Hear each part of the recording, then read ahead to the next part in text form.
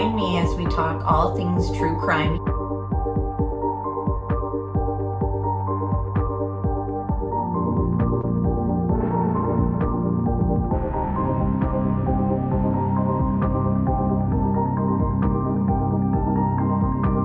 Made contact and shattered. The missing 4-year-old. The parents have called in about that the mother has went through a wall, came home, now they can't find her. Chad, where are Lori's kids? They've been missing for 4 months. You have nothing to say? 4 were stabbed multiple times and were likely asleep during the attack. Some had defensive wounds. Most of them had just like one that was the lethal stab wound. Oh, what a tangled web we weave. Once I told a lie, and I told my family, I had to keep lying. What's your, is it deemed? We haven't cleared anybody.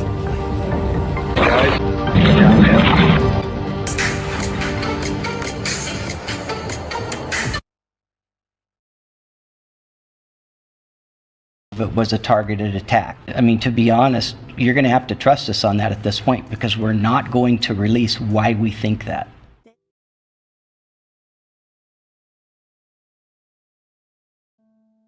In town, we've had some bigger incidences. 2007 we had an officer shot and killed, and there is no evidence there was any sexual component or sexual assault on any of the victims. Weird porn fetishes, but 2 of the fetishes were in that room. Drunk, passed out girls and gagging girls. And those are 2 things that were part of that crime scene. There was some damage around her mouth right here, like somebody had pressed in and tried to keep her quiet. For Thompson to say that there was no sexual assault, of course there wasn't. He didn't have enough time. Somebody came up there.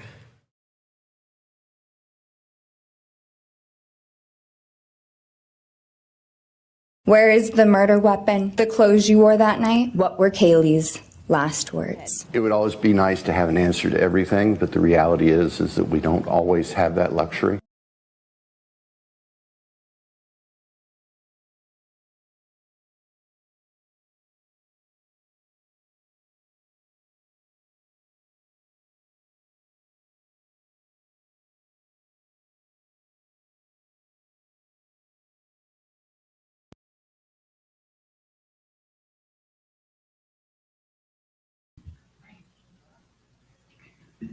Hey everybody, thank you so much for being here and hanging out with Jay and I this evening. We are going through the Idaho 4 documents and everything that gets dumped out slowly to the public, slowly here on this channel on Friday nights. So thank you guys so much for joining us. Tonight we are going to be listening to another one of Dylan's interviews. So including the body cam, I think at this point we are up to maybe 5. Interview number 5. Could be wrong there, but the last one that we listened to was last Friday. It was a longer one, so tonight's won't be as long, but it's still going to be quite a lot of information. I listened to this first on Mellie's channel. She's a moderator and friend of mine. She has her own channel. You might see her in chat sometimes, but she's been really nice enough to kind of send me the files once she goes through them on her channel too. So I watched it over there, took some notes. Welcome, Jay. I'm going to read through some of the notes that I took on this just to kind of add some context to the audio that I'm pretty sure we're just going to sit back and listen through. We might pause if there's something significant to kind of pause on and elaborate on. What do you think about that plan, Jay? Sounds like a great plan. Thank you so much for having me up again. And I feel really privileged to be able to discuss this with you, someone who has done so much research and has such an interesting analysis for it. And yeah, thanks, Melly, for going through it yourself and making all this available in an easy to digest form for Amber for us to put out for everyone this evening. So yeah, thank you very much. Of course, Jay. And guys, check out Jay's channel as well. He's going through some really interesting Epstein stuff. And we talked about other true crime cases too there already. I'm drawing a blank because there's been random ones that we've kind of discussed. But definitely, what was that one? Gosh, help me out. David, D4VD. Yes, then that's the thing is a very mysterious case in the headlines still, but no one has been arrested for it. So we're keeping an eye out for Celeste Rivas's murderer. who we're pretty sure the Absolutely. person of interest is that R&B singer David. And thank you, Jen, for those memberships. So yeah, guys, in the description box, if it's not there, I will add it. Just find Jay at jwarren333, and I'll bring you right to his channel. So subscribe. And I'm happy that you're here to go through this. Like, honestly, I love having a little guest to kind of bounce things off of. And hey, Debbie Fox and everyone in chat, Adrienne, Diva Girl, it's good to see you guys. Jen, thanks for gifting. Everyone just hit the like button, hype the stream. Like, that is free and it's much appreciated. So some of the context for this interview, this was on December 30th, 2022. So it's honestly, we found out through when Melly was streaming it that this was the day that Kohberger is actually arrested. And Wow. this interview, I know. So we know that they came in, what was it, early morning, middle of the night and got him? Early morning. Yeah. So this interview you'll hear, I believe it's like at 11 something in the morning. So obviously it's after his arrest. I can't remember when the media like announced it to the public, like that he was arrested. So I can't add in like I don't think Dylan knows in this interview that he's been arrested. I agree. I think it feels like I could be wrong because I am just going off memory here. And obviously a lot of stuff's happened since it broke, but I remember there being a delay. Okay. Maybe a day or two at most. Yeah. I'm confident in saying there was a delay. It wasn't an instant breaking news situation. I think that they took their time with a lot of things in this case before releasing stuff to the media. Yeah. And again, I'm like looking at the date. Yeah, it says, when was Kohberger arrested? Right here on Google, it says the 30th. I'm looking at my notes through ChatGPT, and this is why like we can't hang everything on AI, guys. It has Kohberger was arrested in Pennsylvania on the 29th. And then it says the next day, the 30th, Dylan has this interview. So I don't know. That's so weird because I know like it has him as arrested on the 30th. Either way, I don't think Dylan knows that he's been arrested in this interview. From my opinion of when I listened to it earlier, hey, Meat Noodle and everyone else joining, thanks so much for being here, everybody. All right, so she sent me the audio. I've aligned it with some visuals that I've used in my documentaries on the case and like enhanced the audio. So hopefully it's like sharper quality and it's more clear. It's really not bad quality at all, so it should be fine. But pretty much my notes say that she had already had several interviews already. The main purpose of the interview that day was to focus on whether she could identify Kohberger as the intruder that she had seen that night. Detectives asked Dylan if she had seen the suspect's mugshot. Oh, so then this was after. She said she hadn't seen it in the media. She told them she had no clue whether the man in the mugshot was the same person she saw in the house that night. Seeing his photo did not trigger any recognition for her. In other words, she did not identify Kohberger as the intruder during the 12:30 interview. So we're going to listen to that and see if this kind of coincides with what it's saying here. What she repeated about the intruder. During this interview, Dylan restated her core description of the figure she saw in the hallway, which is consistent with what appears to be in the PCA and her other interviews. She remembered a male figure in the house around her height or a bit taller, with lean athletic build, dressed in all black and wearing some kind of mask or ski mask style covering over the head and his lower face. She emphasized that the only facial feature that really stuck out in her memory was a single bushy eyebrow visible above the mask. She repeatedly said she did not clearly remember the eyes, nose, or full face, just the bushy eyebrow detail. She said she knew the person was white and a male, but couldn't really explain how she knew that, just that it was her impression at the time. Her uncertainty and her memory issues are... She described herself as tired, possibly still intoxicated, and out of it when she heard and saw the intruder, which she acknowledged might affect how clearly she remembers things. She told investigators she sometimes has lucid, scary dreams, and initially had trouble sorting out whether she'd experienced was real or was it dreamlike. She repeatedly said that she couldn't picture the man's face, and that even after seeing Kohberger's mugshot, nothing clicked for her, no flash of recognition. And it says how the courts later characterized that interview. In 2025 motions and orders, the judge summarized the December 30th, 2022 interview this way. Dylan did not identify Kohberger from his mugshot and explicitly said she had no idea whether it was the man she saw. However, her core description of the intruder, which we already described, stayed consistent amongst all her interviews and in her grand jury testimony. So that kind of stayed solid through the grand jury testimony. Like, we really haven't seen much of that at all, the information that came out through that. So yeah, those are some of the summary and notes of stuff we'll be hearing in this. I think every single time we listen to something, we kind of pull out more things as well. So yeah, let's get into it. Anything you want to add before we press play? And hey, Deco and everyone else here.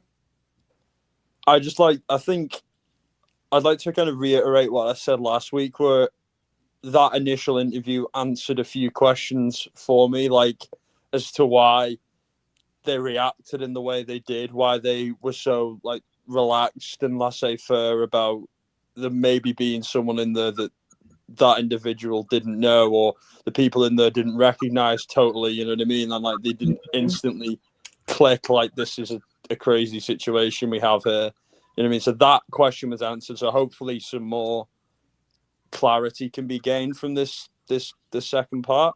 I'm right there with you. Like, we were on the same page, as well as Sleuthy Goosey when she came on, and Criminality Teresa when she came on. We were all kind of under this, like, I'm sorry, I just don't understand the actions of Dylan and Bethany, mostly Dylan. We're just very confused. And then, like you said, that interview last Friday was just like, wow, you know what? Like, finally, I'm feeling like what she's saying is truthful. And that she literally was just blackout drunk in a way, best way to put it, possibly. And just, yeah, I finally kind of understood things more. What I kind of did, you just reminded me, a pull away from that one is, which maybe we can kind of figure out more in this one. Do you guys think that Kohberger was in the house before, like, they all got home? Personally, I think he may have done an initial reconnaissance of the place. Yeah, and like maybe he definitely, I agree there. He definitely did that. And like, I guess if they see his car driving around, then like, yeah, I guess he wasn't in there hiding beforehand, but I'd have to like align all of that up with them being home. The only reason why I say that is because she says that Kaylee was downstairs dancing with Murphy, and then she went upstairs halfway up or whatever and says there's somebody here. So it made it seem like Kohberger had somehow gotten past Kaylee and them and gone up there to be in Maddie's room. It was just interesting the way that she described how like she heard Kaylee go upstairs and then all of a sudden she heard her say somebody's here. So that's why I'm like, were they like all hanging out and he was able to sneak through like and get upstairs, like even with them home? Like, I mean, before they're up in their rooms, like in bed. Cause like, I think we all thought they were in their rooms, in their bedrooms, and he comes into the night. But the way Dylan described it last week is like, she heard her outside her bedroom dancing with Murphy and then heard her go upstairs and say, there's somebody here. I don't know. Yeah, I mean, of course, you know, it's possible that he could have gotten past them somehow through, you know, this ninja-like stealth. But, you know, he's a tall guy. How's he gonna, you know, go stealth mode being as tall as he is? You know what I mean? I'm taller than he is, and I know I can't, you know, go stealth mode in any kind of situation. It's hard not to miss me because of my height, you know what I mean? So, like, I'm in the boat with you. I think he was initially there already. I think he was maybe not planning to do it when he did do it. And I think maybe them coming back startled him, because I think maybe he was there initially to try and sneak in, because I think they may have left the door open, because obviously college students, and that you listen to what Dylan said in the previous interview about, oh, nothing ever happens in Moscow. So it wouldn't be a push to say they may have even left the door open, or a window, or a side door, or something. He sneaks in to do a reconnaissance of the place to see where everything is inside. They come back and he's like, oh shit, I guess it's a go. You know what I mean? Like, that's possibly what I think may have happened. But he still had everything with him, I think, maybe just to do a dummy run of the whole process. But I think his dummy run turned into, he's like, right, I've gone this far, I may as well do it now. You know? Yeah, and the other thing too, actually, before I forget and play that, it's going to be quick, guys. Something the mother shared this week on Facebook. So she said, 3 years ago, I spent the day car shopping with Kaylee. That night, she sent me this message. She was so excited. There are no do-overs or rewind buttons. Life is so precious. Love hard. Have patience. The little things in life are everything. So Kaylee sends her a message. I'm in love with my car. I want to drive it home right now because I want to drive it so badly. And it just takes me back to how she wasn't even supposed to be there that weekend, and that she was only there because she wanted to show her roommates her new car. And so it makes me wonder, like, as far as like who was the target, like I keep going back to like either Maddie or Kaylee, and like the way that the injuries were on Kaylee, like so much more so than the others, and her only being there that weekend, like it was just by chance. It makes me think like maybe he thought like, this is my only chance. She's here for whatever reason in town. I'm going to go. That's an interesting point to make. I think that is, and I think that's another major possibility. You know, that could be a major catalyst as to why it was then. You know, and why it was then and not another time. You know, it's a really interesting observation. Yeah, who knows? I don't think we'll ever know, but the questions I always have to bring up to you guys and leave in the comment section for replay viewers. Hey, Roxanne, what you guys think too, and we'll just get right into this. So yeah, feel free to interrupt Jay anytime you need to, and we're just gonna relax and listen. Great. Today is December 30th, 2022. It's 11:12 a.m. This is Detective Joe Lake for case David 22000030, quadruple homicide, Latah County, Moscow, Idaho. With me today is Detective Gary Tollison, Idaho State Police. Attorney for. Perfect. As we previously stated, you do not have to answer our questions. You are not a suspect. If there's a question that makes you uncomfortable or you just don't feel comfortable with, just let us know and we can bypass it. If you build comfort towards it later, we can address that later, okay? But and at any given time, you can tell us, I'm done, and we understand, okay? So we are truly appreciative of you taking time. This is interview what, 5? I don't know. 6. Yeah, it's been a lot, and we are truly grateful that you're so cooperative and helpful with this. Your attorney is present today, which is if at any time we need to stop the interview, she knows what to do. So, all right, we're going to start with the VBQ. Thank you. Very long form. The first question on here is your relationship to the victims, how long you've known each of them. So you've known Xana since August of 2022. Can you tell me? Well, August 2021, because I joined my freshman year, which would be August 2021. Okay. Xana and Maddie Xana's a grade older than me, Maddie's 2 grades older than me. I met them through there. I got close with Maddie because big is Maddie, and so me and would go over to Maddie's house all the time. I didn't know Kaylee at all, really, until that following spring when I met her the first time. Maddie had told me, Xana, and Kaylee that we're all gonna live together. That's when I met Kaylee, and then I got to know her more this semester. I didn't know. I knew Ethan and Xana were dating, but I didn't really know Ethan at all until this semester when I first met him. Yeah. Okay. You actually just answered all of those for. Oh, sorry. No, you're great. That's great. I appreciate that. No, that's perfect. So you had a pretty good relationship with your roommates, with your friends there, and we'll talk more about that as we progress. You already know the questions. You already answered them all, but we'll just kind of progress through this. Last contact with them, you saw them at the party. This is for Ethan, that is, on the 12th at around 10:30 p.m. And I think that's consistent with what you've previously stated in your interview. Yeah, so I know, like, I went to some camera, but I don't know exactly the time that I last saw them. Okay. And then Kaylee and Maddie, you were hanging out with them, and I'm just going off of my memory, hanging out with them upstairs for a little bit. Yeah, in Kaylee's room. Yep. And that was about 2:30 in the morning. Yeah. Went back to bed, so that was last year. What were y'all talking about? They had just gotten back from a club, right? We were all a little bit drunk.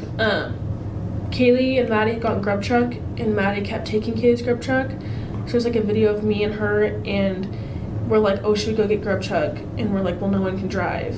So we were debating texting the Uber driver. We knew him really well because we Ubered a lot, and so he knew most of us. Okay.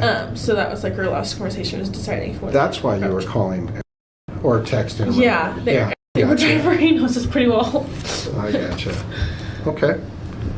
It sounds it's a really unfortunate reason why we're meeting today, but feel free to fondly recall, like we just did, because sometimes it can be helpful. Mm-hmm. All right. So, sorry that's the last time you saw him, but it sounds like it was a good time. Yeah, it was a good time. Good. The next portion is kind of family and background on the VBQ, and you actually know someone for each of them, family members and whatnot, which is great.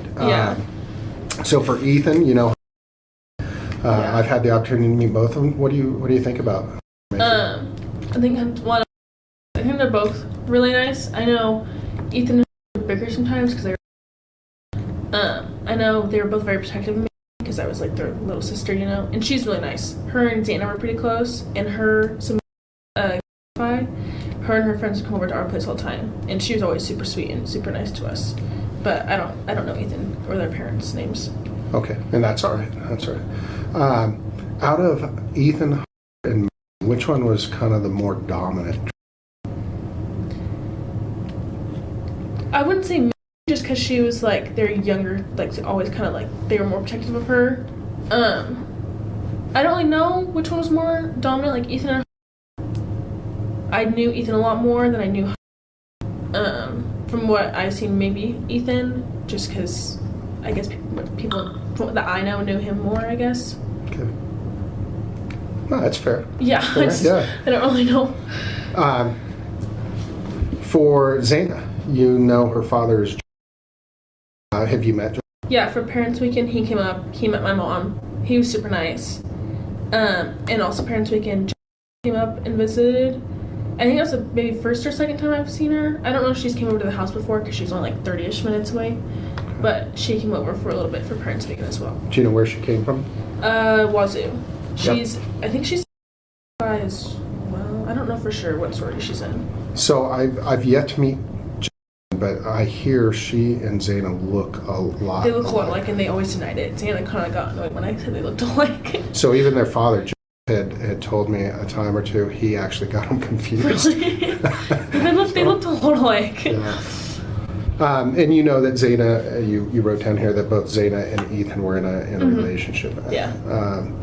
Pretty good relationship? Yeah, they were pretty good. I think it was about a year. They're both very similar. They're like very goofy. Like if they're there, then it's like when we go to parties, if they were there, then it'd be fun. Like that's how they were. And everyone knew Xana. Like all of you, I knew her. And then obviously everyone knew Ethan because he was dating her. So they know Ethan by association to yeah, I mean, I didn't even really know him until I met Xana. And people probably knew him beforehand because he was. But yeah. It's interesting. You're not. Everyone tells me that same thing. It's just they're just a lot of fun. They kind of life of the party, and when they show up, things are gonna get a little more fun than they've already been. So, for Kaylee, you knew that she had a relationship with John, and it looks like now. I don't know if we know that there was something between her and, but can you tell me a little bit more about her and relationship? I know, like, after Kaylee broke up, it was very mutual. Like, there was no hard feelings, and he still came over, hung out. Kaylee had just been kind of talking to me. I don't know if they ever, like, officially made it something, but I knew she would stay over at his place. We would pick her up every now and then. And they ended up talking, but I don't know, like, how serious it was. Okay. Didn't ever come over and just hang out with Kaylee or I hang out don't at the know. house? He, like, when we had parties at our house, and we have a lot of and over, so he'd be over quite a few times, and I know him just from U of I. But I don't think he ever, like, came over and just hang out with Kaylee. Okay. And then also like, okay. through a sorority at, like, Greek life and stuff. So I don't think he ever just, like, hang out with just Kaylee at our house, from what I know of. Okay. Now, from what I understand, you're pretty tight. Yeah. Okay. But they're also kind of it's associated. like, out of my friend group, we would just hang out. And some guys are always very, like, don't always go together. But I've heard there's been a few. Yeah, there's been a few. Yeah. I mean, I don't fully know them, and I don't really know why they're not, like, super close, but that's just how they are. Okay. For Maddie, you know her mother is. Have you met? No, but I was, like, sitting next to Maddie, and I saw her FaceTiming her mom, and knew that her name was Kate. And I know she has a stepdad, or maybe her mom's just dating someone. I don't know his name, though. Okay. And you know that she was in a relationship with. Yeah. How was that relationship? That was pretty good. They've been dating, I think it was a little over a year. She would call him, like, about every single night. There was one instance, I think it was during spring break, she was in Mexico, and she was drunk and, like, was dancing with him, maybe accidentally kissed him. I don't know the full story because I wasn't there. When you say, are we referring to? I think that's his first name, yeah. But I think they talked it out, and they seemed pretty fine after that. Like, they just moved past it. And, like, whenever we would go to Del, she wouldn't really say hi to Del, like, not make it, like, you know, worse. And, like, me and would say hi to Del, but that was pretty much it. Okay. I would have loved to have added columns on here for you and Ben. But that's not hard. But from everything I've learned, you're all just really good people. And describe the quality, both positive and negative, of the victim's relationship, i.e. strength of bonds, ongoing conflicts, you know, so on and so forth. Yeah, I kind of mixed that question up. It's okay. So for Ethan, you describe was at the house a lot. Yeah. We liked him there. Social, goofy, easy talking. You ever just hang out with Ethan, just shoot the breeze? Not just by myself. I wouldn't say I just hang out with him by myself. Usually, like, Xana was there and we'd hang out with Ethan. To me, he was more like an older brother, I would say. Yeah. Usually it was all four, like, 5 of us, me and the girls, and then Ethan would be there as well. Because usually Ethan was wherever Xana was. I've heard that a lot, actually. Yeah.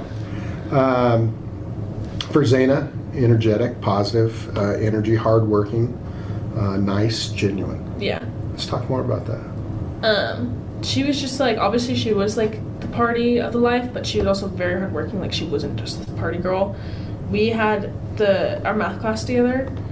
We both failed it a few times. And so Xana was the one that always, like, pushed me to actually go to it and actually do good on it. And she, like, would set a certain time she would set to that class. And I think a lot of people didn't know that she was very hardworking because people just mostly saw the party side of her. But she was very hardworking. And she, like, if she's going to tell you something, she's going to tell you the absolute truth. Like, she's not going to, like, if I were to ask her a question like, oh, does my outfit suck? She'd be like, yeah, it does. Or she would just tell me the absolute truth. That's what I mean by, like, genuine. Like, she's not going to lie to my face. That's a good trait. Yeah. Yeah. And obviously you respect her for having those traits. It's great. Kaylee, it says prankster. Fun. Like to do pranks. Also very hard working, positive energy. I think you started to write something that started with a V, maybe. That's what I Oh, was very thinking. funny. Okay, Sorry, very funny. I Gotcha, abbreviate all a right. lot. No, you're all right. So very funny. Let's talk about some of the pranks. One time this is before school started, we were all in the living room, we had some guys over, and Kaylee wanted to do this prank. It was like this fake number, so you like are able to text someone without them knowing that's your number, like it's a fake number. So she started texting Xana as like a fake person, was like, oh, another beer bong, another parachute, like I can see you wearing your black Converse, like those kind of pranks. And we would just be laughing, and Xana would be like freaking out. She was like, no, someone's actually texting me. And then she would look at Kaylee, and Kaylee would just start laughing. And then, so me, Kaylee, and Xana all got to the house before Maddie did this semester. And we never we hung out with Kaylee a few times, but not that much. We didn't know her that well, but we got along with her really well. And she would always be like, oh, like, you know, I'm such a prankster, we should do a prank. And so she decided that when Maddie got home, she would start yelling at us, like as a joke, that we took her alcohol or something.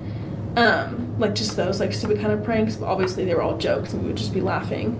And we tried to get Maddie to think that we weren't gonna get along. And she came downstairs and was like, what is going on? And was kind of worried that we weren't gonna get along, but we told her it was just a joke. That's great. That's great.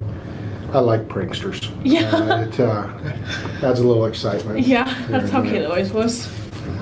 For Maddie, a very loving, genuine personality, a social and outgoing person. On her, you actually identified the only conflict I think of was last year in Mexico when she kissed Maddie and talked about it and seemed to work out. Yeah. And past it, right? Okay. That's very good. That's you know, these are some things we just don't get to hear about a lot, and I hate to say it because we don't ask the questions, and we need to ask these questions. We need to learn a little bit more about the positive side of people, and so on and so forth. So, thanks. That helps us. Arrests, court involvement. This is funny because, and I don't mean funny in a bad way or anything, but every person that I put this in front of in your age group says, nope, I don't know anything about this. And I'm like, well, hold on now. Let's talk about this. There's been parties and disturbance calls and people running out the back door of that house on numerous occasions and so on. And they're like, well, yeah, but we weren't arrested. And I'm like, yeah, good point. All right, good point. Obviously, we had the cops come to our house quite a few times. Yeah. And usually it was like Kayla or Maddie would talk to them because they were 21, and me and Xana were always kind of scared. But from what I know, there was no like arrests. I don't know if they ever got like tickets or anything. Right. I don't know like about that kind of stuff, and like no like arrests for drug use, alcohol use, that kind of stuff. None of that I knew of. Good. You know, yeah. We all have our youthful indiscretions. Yeah. I openly talk about this because it's funny. When I was in college, I paid my rent by having keggers. I was a business major, right? Had to. Anyway, interesting. Back then we had keggers. We didn't. Yeah. Anyway, so we all have our youthful indiscretions. Describe victim's personality. For Ethan, you have really good relationships. He and Xana had a really good relationship. Been dating almost a year. There's not much there. Well, there's nothing for Xana, and I assume maybe that's because that was just because they were together. Okay. For relationships. Okay. For Kaylee, she and John broke up, but it was mutual. Yeah. No hard feelings. Jeff and Kaylee co-parented Murphy. Murphy, how old was Murphy? He was a puppy. I don't think he even turned 1 yet. Maybe he was 1. But that was mostly Kaylee's dog. Like, she never would, like, make us pay for anything. And I think Kaylee and John did get Murphy together. And so Murphy would sometimes just stay at John's house, sometimes at Kaylee's house. More our house. But then I know he came over a few times after they broke up to hang out with Murphy and Kaylee. And, like, I walked in, and Maddie and Kaylee and John were all hanging out with Murphy. So, like, I knew. And Kaylee told us, like, it was both mutual terms where they broke up. And there was, like, nothing hard. And that they'd all still, like, they would both still have, like, love for each other no matter what, because I think they've been dating for like a long time. Yeah, I think so too. Yeah. So I saw like Instagram pictures from like high school, I think. is when I saw. It's a long time. Yeah. Yeah. Did you all kind of took care of Murphy though, from what I understand? Yeah, I mean, like, I would take him out all the time, but like she would usually, if she was gone, she would put Murphy upstairs, or she would make sure like we were okay with him being there, because he would whine a lot, or like sometimes he would get a little annoying, but we all got just kind of like helped out with him. Good. Playful, pretty playful dog? Yeah, he's very playful. I liked to pee a lot in the house. It's interesting, but yeah. For Maddie, you put that she and had a great relationship. Yeah. Kind of doing the long distance thing. Mm-hmm. Did she ever talk about that a little bit, the long distance thing, and that was tough? No, I know remember like last year, because me and do long distance, and right. she was asking me like, oh, how do you do it? And I was like, you just like have to communicate and talk a lot. And so I know she and would call about every single night, and he'd come up and visited. And the weekend before all this, he got her a flight to come down to Boise to see her, and so that she never said it was like anything bad about doing long distance, but obviously it's a lot more difficult to do. But they just made sure to talk a lot and call all the time. Good. Yeah. So it sounds like you kind of helped her out with that a little Yeah. bit. Good for you. Yeah. Yeah. Personal habits. You put slept over at the house a lot. Yeah. And I assume that's a crossover with Zayna there too. Yeah. For Kaylee, after her and Jim broke up, she had been staying over with me a few times anyway. Okay. How about with Maddie? Had she been staying with anyone periodically or anything like that? She only stayed like, well, obviously she had Jim, so she wasn't like staying over at anyone else's house. And she usually, like, when we would all go out, we usually would come home at night, and then Kaylee would, like, I think she only stayed at my house a few times, like, not, like, a lot, but only a few times. And then I've never been to Ethan's, like, apartment. I don't think he ever slept there, really. He usually was at our house nonstop, but we liked it, like, me and liked it because it was, like, oh, there's, like, a male in the house, so it's, like, safer. That's how we always felt. So, like, when Ethan was staying over, like, we wanted him to stay over there. Gotcha. Yeah, no one's ever said that they've ever actually seen him stay at his apartment. Yeah. Which is kind of funny. I don't even know where it's at. Yeah, it's not far away.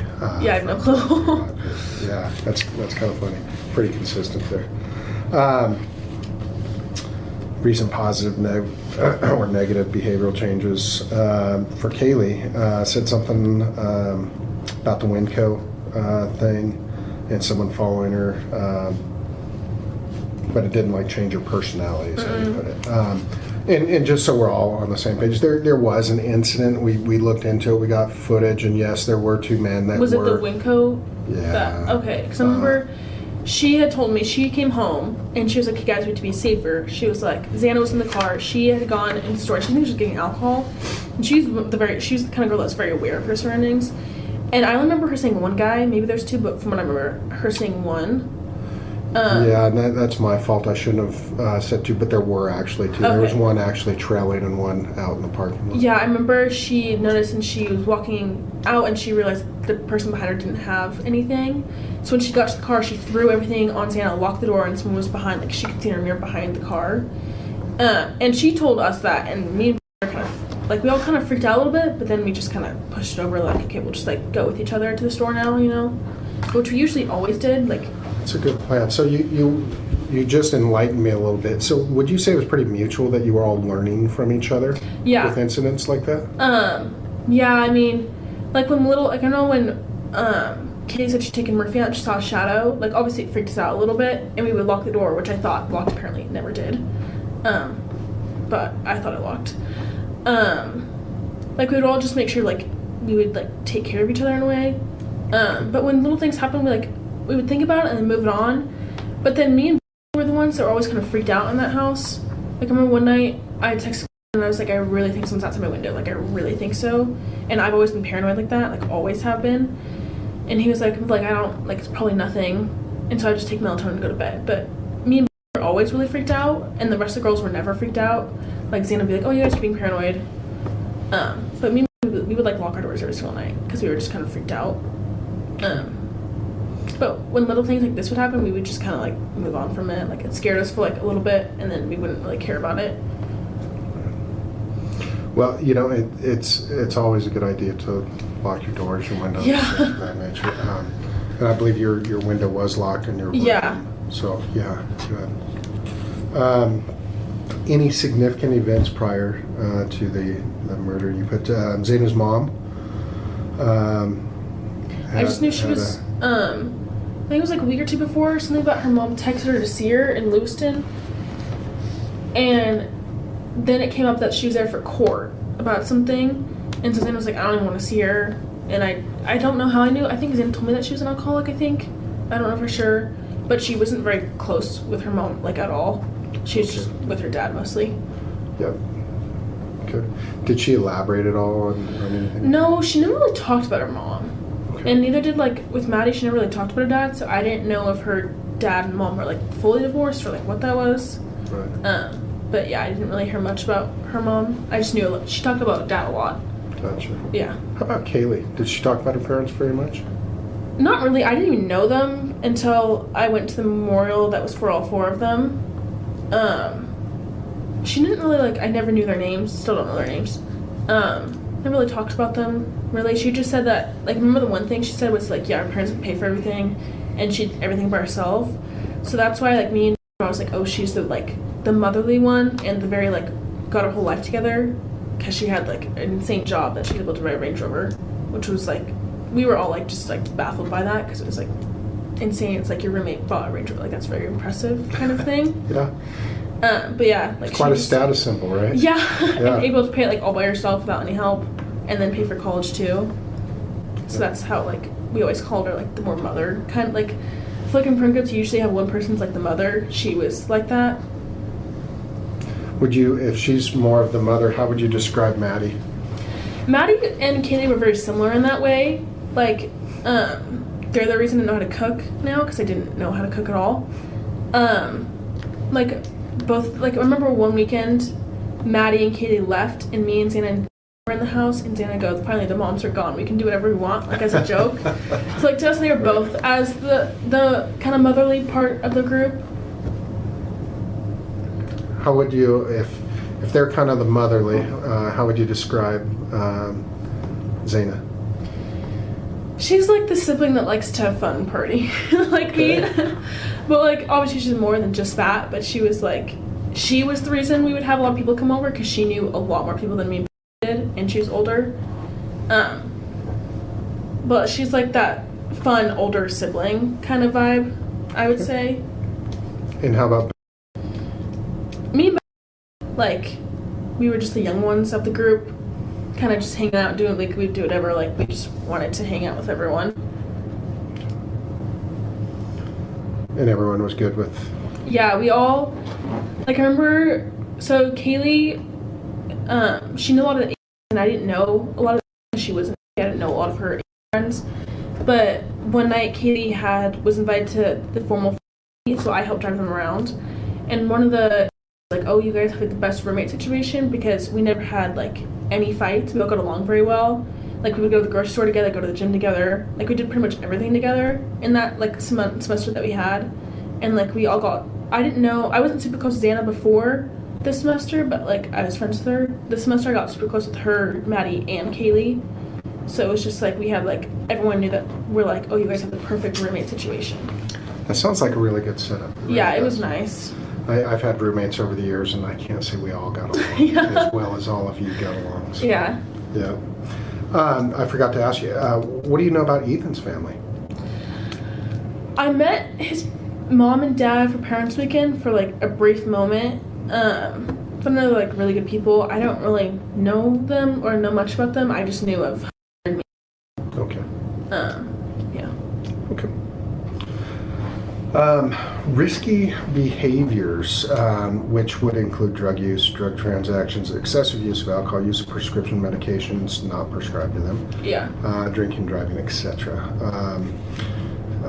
We have some Adderall use, yeah, which we're aware of. Yeah, Xana, that was Xana and Ethan. They would do it sometimes. Xana would be like, "Oh, it's to help me stay awake longer for drinking." Do you know if that was prescribed to them? I don't think so. Okay. I don't know for sure because I know Xana always say that she feels like she has ADHD, so I don't know for sure if she was prescribed that or not. And then I know Kaylee talked about it once or twice, but then Maddie was like, hell no, never ever. From what I know, and I don't think Kaylee used it that often. I think it's pretty widely used It these is very days widely around used. the colleges. Helps study habits or Yeah. staying up. Back in the old days, there were other things that people were using to Unfortunately. stay up and Yeah. cram for tests. She would and sometimes whatnot. use it. She had that like for math. We would have the math class and she'd have her test, and she would sometimes take it to help her focus a lot better. Which I don't really know why, because I don't really understand it at all. You think Kaylee might have had a Adderall once or twice? Maddie, no. And then of course y'all drank Yeah. quite a lot. Yeah, there was like we had November, I guess it's been 11th, that Friday we had formal, and we had all drinking a lot that night. So like there was often there were times that we did like excessively drink, but I know none of us would ever drink and drive. If anything, like if one of them was out and one was sober, then we would go get the other one if needed to, or we would just get an Uber from. Okay, that's fair. Yeah. Of all the people in the house, and I've been in the house one, I figured you to be the least of the drinkers, and I'm only basing this solely off of, like, you go into and it looks like, holy smokes, this is, there's a lot of alcohol, and then there were everywhere. But then again, I remind myself of my college days. Yeah, it was everywhere. It was absolutely everywhere. But who would you say was the most down to the least in the sense? I would say Xana was the biggest drinker. And then Maddie and Kaylee, they would mostly because they were seniors this year, they didn't go to the parties so much as we did because they could go to the bars. Obviously we could not. So they didn't really always have a lot of alcohol in their space. And then parents had just bought her a lot of alcohol for Parents Weekend. My mom bought me a little bit. I was also more considered a lightweight, apparently. But definitely Xana and Ethan were more of the heavy drinkers. Okay, that's fair. Yeah.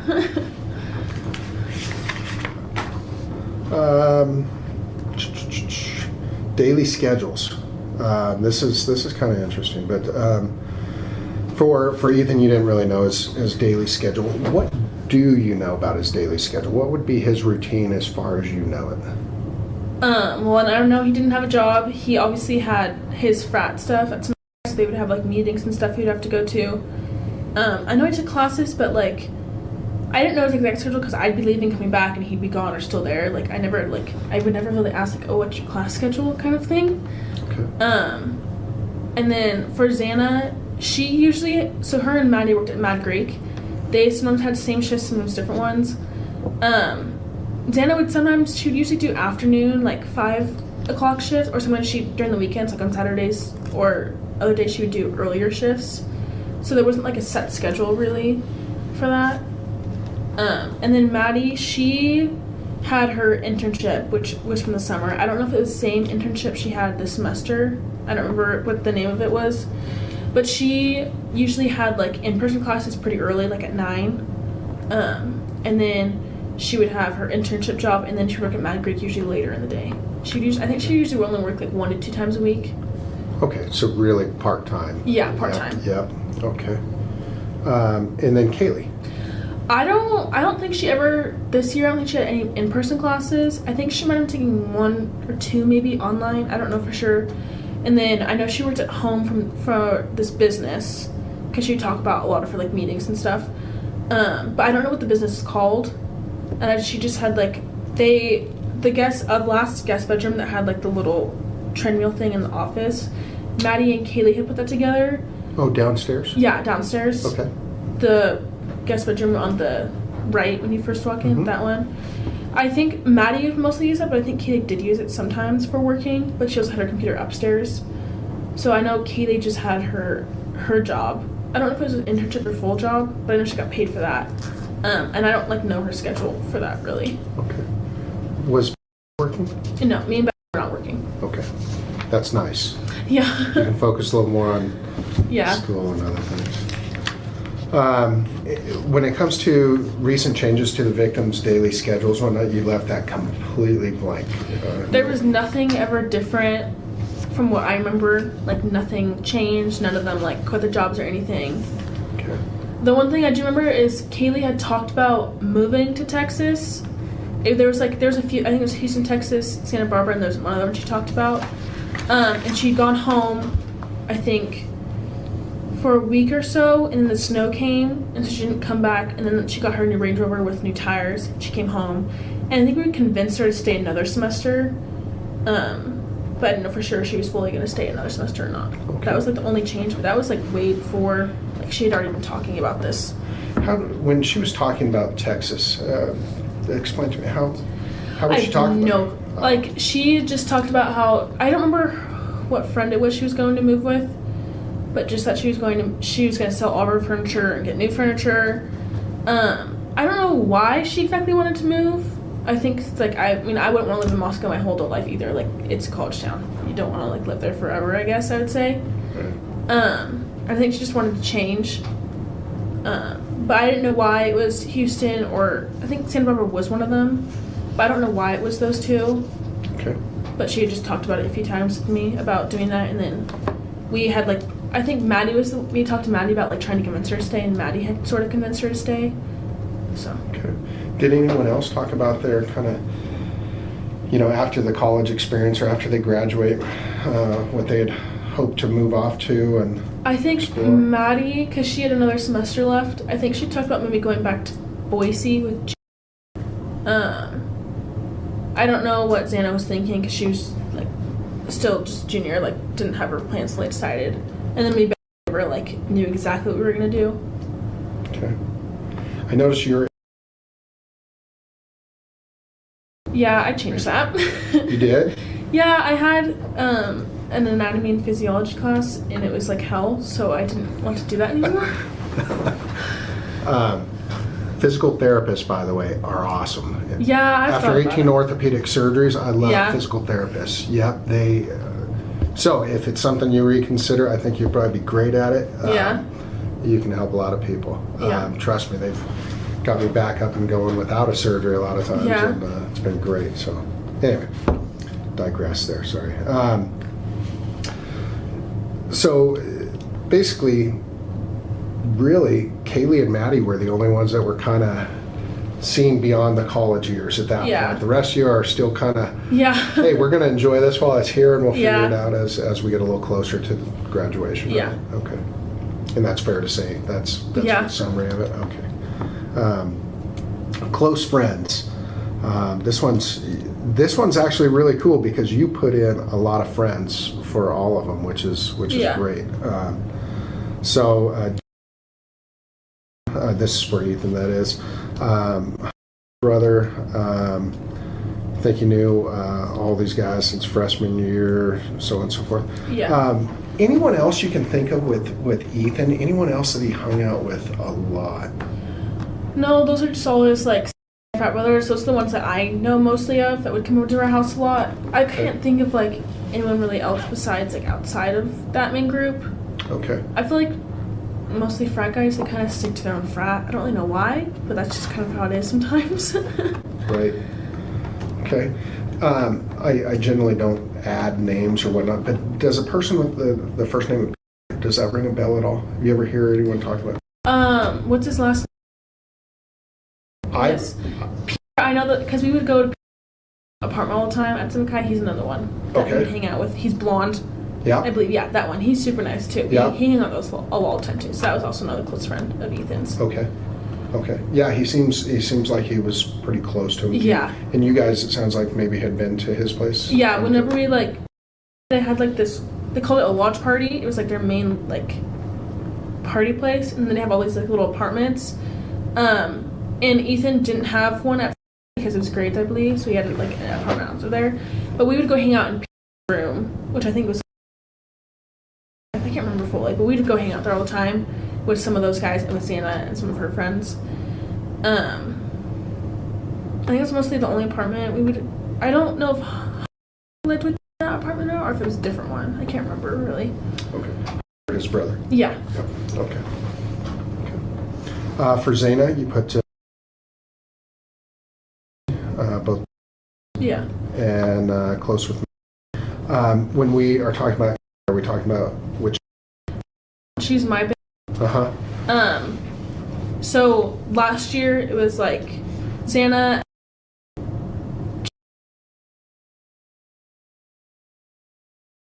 I believe they all lived together in a place called Shark Tank. But Xana was super close to Ellie. I forgot about that one too.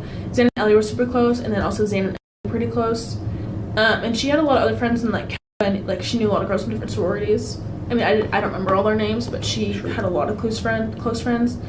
And she had a friend named that did the for all 4 of them. I don't remember her last name though, but I know they were really close. Okay. It sounds like maybe was close with a lot of you. She was right? Close with a lot of us. She lived right across from us in the Whites. Would you say that out of all of you, all 6 of you in the home, or at least the 5 of you in the home, was probably the one that was connected with all of you, or would you say there were others when it came to friends that had an association or connection or friendship with all? I guess you could, I would say I knew all of us. I guess she didn't really know Kaylee as much. Me and were the only ones that knew our friends and Kaylee, just because Kaylee was she was also an older age. So mostly just me and that knew Kaylee, all of them, and the other as well. But I knew Xana, Maddie, me, and really well. Okay. Can you think of anyone else that had that commonality? Of all of us together? Mm-hmm. There's probably, I'd probably say because she was also, but she also knew Maddie and Xana pretty well. I didn't know her especially well, but she knew, and I've talked to her a little bit. I would say there's probably more that knew all of them, but I wouldn't say they essentially necessarily know like me and very well as well too. Okay. Okay, that helps. For Kaylee, but Maddie was her closest and best friend. Maddie, is that for Maddie? Is that okay? They all lived in the house before us, and they all graduated last year. Okay. And you don't know of any changes to friends? No, recently? they like last I talked to them, they are always super close, and there was nothing like any like bad blood, I could say. Okay.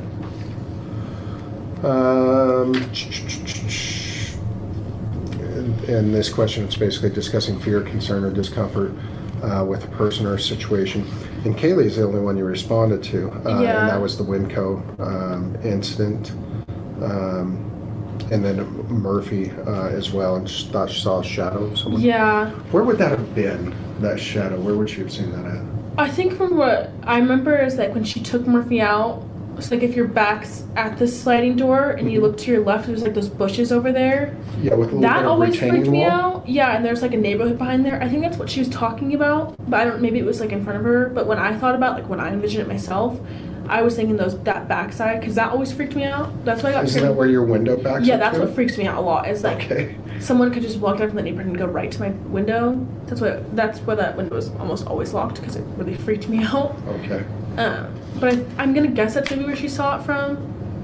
I don't think it would be in front of her, because that's where the house is, like right down there. Like if you're looking, your back's at the sliding window. There's like the house down there, and there's one farther down there. Yes. Yeah. Yeah, I know what you're talking about. Okay. So, I think it was memory of that. Is that Kaylee was not freaked out, was scared or called you guys, where are you, kind of thing? I don't really remember the full thing. I don't know if Kaylee told me this or Bethany had told me the story. I don't remember when she fully. I know it was like a few weeks before all this happened. I know that. But I don't remember, I don't think I was with Kaylee when she told me that. I think Bethany told me, but I can't fully remember if Kaylee told me or Bethany told me. And was there obviously a discussion, because this kind of scared everybody. Was there a discussion of, besides the shadow? No, just like that, she saw a shadow and it kind of freaked her out, watching her. and then she just like, I think closed and locked the door. That's all I remember of it, really. Do you have lights in the back? Were the lights working in the back? No, but we had put, like, there was like those, I think we put twinkle lights. I don't know if they were still there at the time, but I remember we put them up so like when we were outside having parties, people could like see out there. And there's like one little light. I don't know if it broken or if it was just very, very dim, but there wasn't like very bright lights except for those twinkle lights we had put up. So when you looked out your window, you really couldn't see out the back? No. Okay. And I hated looking at my window at night because that freaked me out. I couldn't do that. I noticed on your window, by the way, you had it like lined with plants and other things that could be knocked over. In my words, my opinion. Is that why you had them lined up there? So No, I just like, I wanted my plants to have sun. That's because my mom had bought me a ton of plants. I just put those there. I didn't really think about that. Oh, I was thinking, wow, you're really sharp because you put things right in front of your window that if someone tried to crawl through your window, they would knock them over. Yeah, I made sure that window was locked nonstop. I think I was more scared that someone was gonna like smash it open. Okay. That's what I was freaked out about. Because I talked to Quinn about that. Like I was really actually freaked out about that all the time. When it comes to anyone that had conflict or experienced conflict within him, you stated everyone liked them all. Yeah. Can't think of a person. There's no one that was like, from what I know, and I've seen people, no one was like, oh, they're coming, or like, oh, you're friends with them. Like, there was never anything like that. Everyone loved all of them. And like, again, the only conflict maybe was like with and Maddie, but that had been like gone over, like it didn't really matter. Right. Do you think that they had an ongoing relationship? And I'm not asking you if you know, I'm asking you if you think. I don't think they did. Okay. Just from the way the way that Maddie would talk about Jake, I feel like you can tell if a person like really cares about a person. Like she would like just like smile and be so happy talking about Jake, and she felt bad about the whole situation. Like it just like it was a mistake, moved past it, that kind of thing. So from what I think, I don't think they had an ongoing relationship. Okay. Thank you. That helps. Romantic interest in the people. Yeah, you put Kaylee for Kaylee. For Maddie, you put. But that may have been resolved, right? Yeah. That's about it. You don't have to answer this yourself. Did you have a romantic interest? Yeah, my boyfriend was dating for like 2 years now. Okay. Anybody outside? No. Okay. I mean, you're young. Yeah. You're an attractive young lady in college, but no? No. How about that? She had been talking, I guess not talking, but like hanging out with Kyle. I knew him from high school, and he was one of my friends in high school for a little bit of time. So Down in Boise? Yeah. Okay. And so when they started talking, I was like, oh, like it'd be really cute if you guys started dating, because I liked him for her. But I don't think they ever really like dated. They just hung out. Okay. And nobody else that you can think of had relationships outside? No. Well, I know. So before Ethan, Xana had kind of dated. So Ethan kind of had like some disagreements sometimes, like. Just like I don't really know the whole story. Are they both Sigmas or is he? No. Yeah. Ethan is. Okay. And so Xana wanted to go over to the times, and Ethan would be kind of wary about it just because he was there. And me something didn't. I don't know if he was just like jealous of Ethan that he had Xana or like whatever it was. I never really talked to him about it because I just was like, that's not really my business. I'm not going to put myself in that. So that was like the only other I guess. Romantic interest that Xana had before Ethan. Okay. And you don't know of anyone that was like maybe romantic after any of your friends that it wasn't mutual? Like someone maybe popping in where they work periodically or doing anything? No, I don't think so. Usually like we would talk about that kind of stuff, and I feel like they would have like said something if something like that happened. Well, I guess we had like Halloween, and I can't remember his last name. He was saying some weird comments to Kaylee. I don't know what it, like just weird like flirty comments, but it was like that one night I think, and I don't think it was ever more than that. I think he was just drunk and being annoying. What's a weird comment? Like just saying, oh, like I'm better than Jack, like that kind of stuff. Very flirty comments, like just not something you would say if you don't know. Like I know, like Jack didn't know Kaylee that insanely well. Like he knew of her, and like we would all hang out sometimes, but I don't think he knew Kaylee like that insanely well.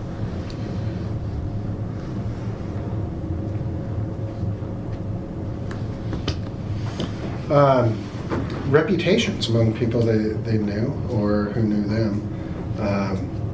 And this is just so consistent that Ethan is just a fun, goofy guy. Yeah. Tell me about a couple of times where you got to see him just being a fun, goofy guy. Well, there was one night, it was Halloween, and me and my friend were doing one thing too. My costume had broken, so I was kind of drunk and pissed off. Not at anyone, just myself. So Ethan had given me clothes because we were at, and I was pissed off, and Ethan kept calling me Thing 42, and I was like, no, I'm Thing 2, not Thing 42, because it was like a joke.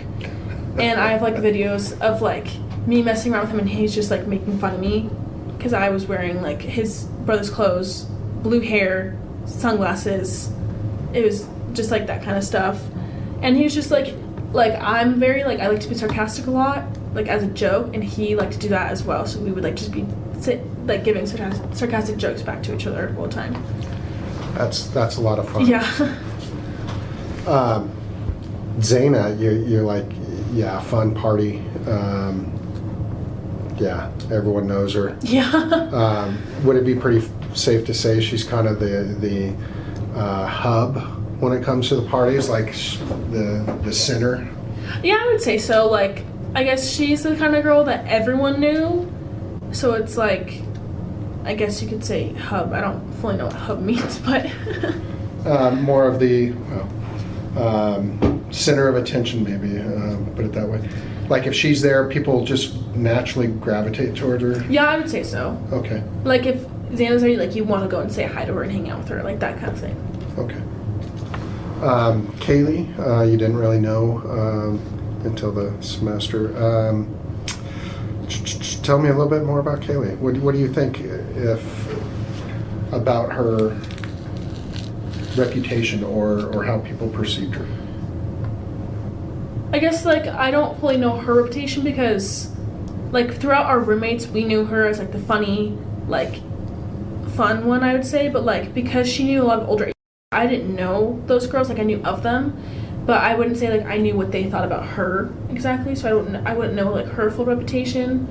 But like with us, like we knew her as like the more motherly kind of friend that like had our whole life together, that like to joke around all the time, that kept us like, she was the one that kept, because we had chores we had to do, and she was the one that would make sure that we kept on the chores and that kind of stuff. So that was like her reputation to us. And she never really went out, like when I knew her, when me knew her, she didn't really go out to parties because it's like once you're a senior you don't really want to go to the frat parties, I guess. So her and Maddie would be at the clubs all the time. So I guess I wouldn't really know like her reputation with other people exactly. Okay, that's fair. How about Maddie? Let's talk a little bit more about that. Sweet, gentle. Yeah, she was like, I guess everyone would say what she was like the cute, like very loving person. Very gentle. I don't think I've ever seen her stressed in my life. Like she's the kind of girl that like if something bad happens, she finds positive about it. She was that kind of girl. And everyone knew her as well, like as like the cute, nice girl. That was mostly her reputation. Okay. How about? I would say it's the same. Me and Maddie are very much alike, like very cute, gentle. Like I've never seen Maddie mad. And they're big and little. Yeah. Right. Yeah. I've never seen like any of our roommates mad ever. Like I guess like people getting frustrated, like Xana's gotten frustrated about math, but I've never seen them like mad or frustrated about anything. A lot like Maddie, just like that wants to have fun, like nice, loving person. That's a good description. Yeah. How about yourself? How would you describe yourself?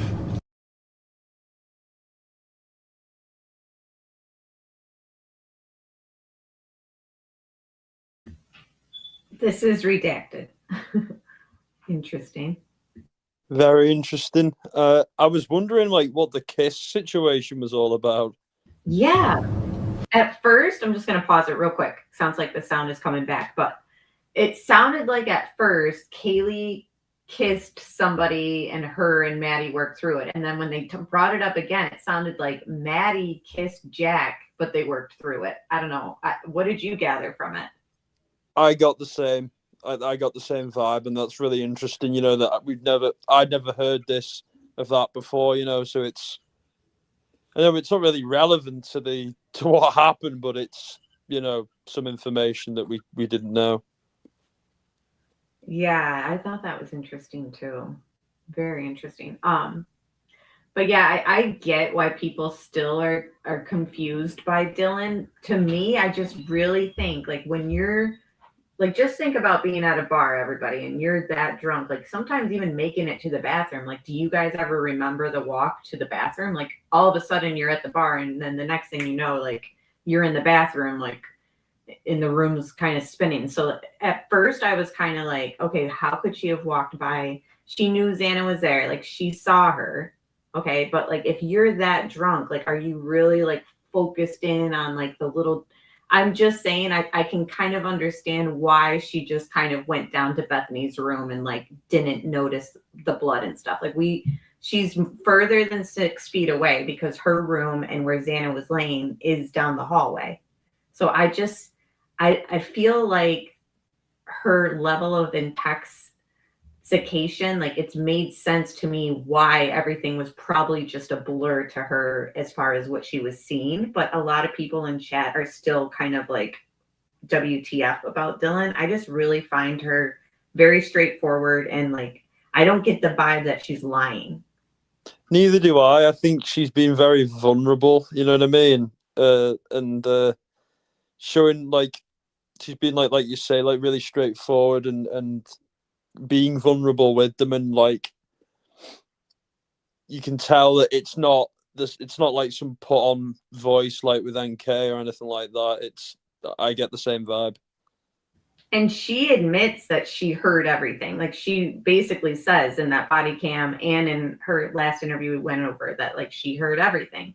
But that's the other thing too, is like when you're in and out of sleep for one, and that, like I said, that level of intoxication, like some people drive their car and they don't even know how they got home. You know what I mean? So how can you say to that person, so you got in the car and drove, around the block? Like you could ask a drunk person how they're doing something all you want. It's just sometimes they just are doing it even though they're wasted. You know what I mean? So I agree. It's like being on phone and stuff. Yeah.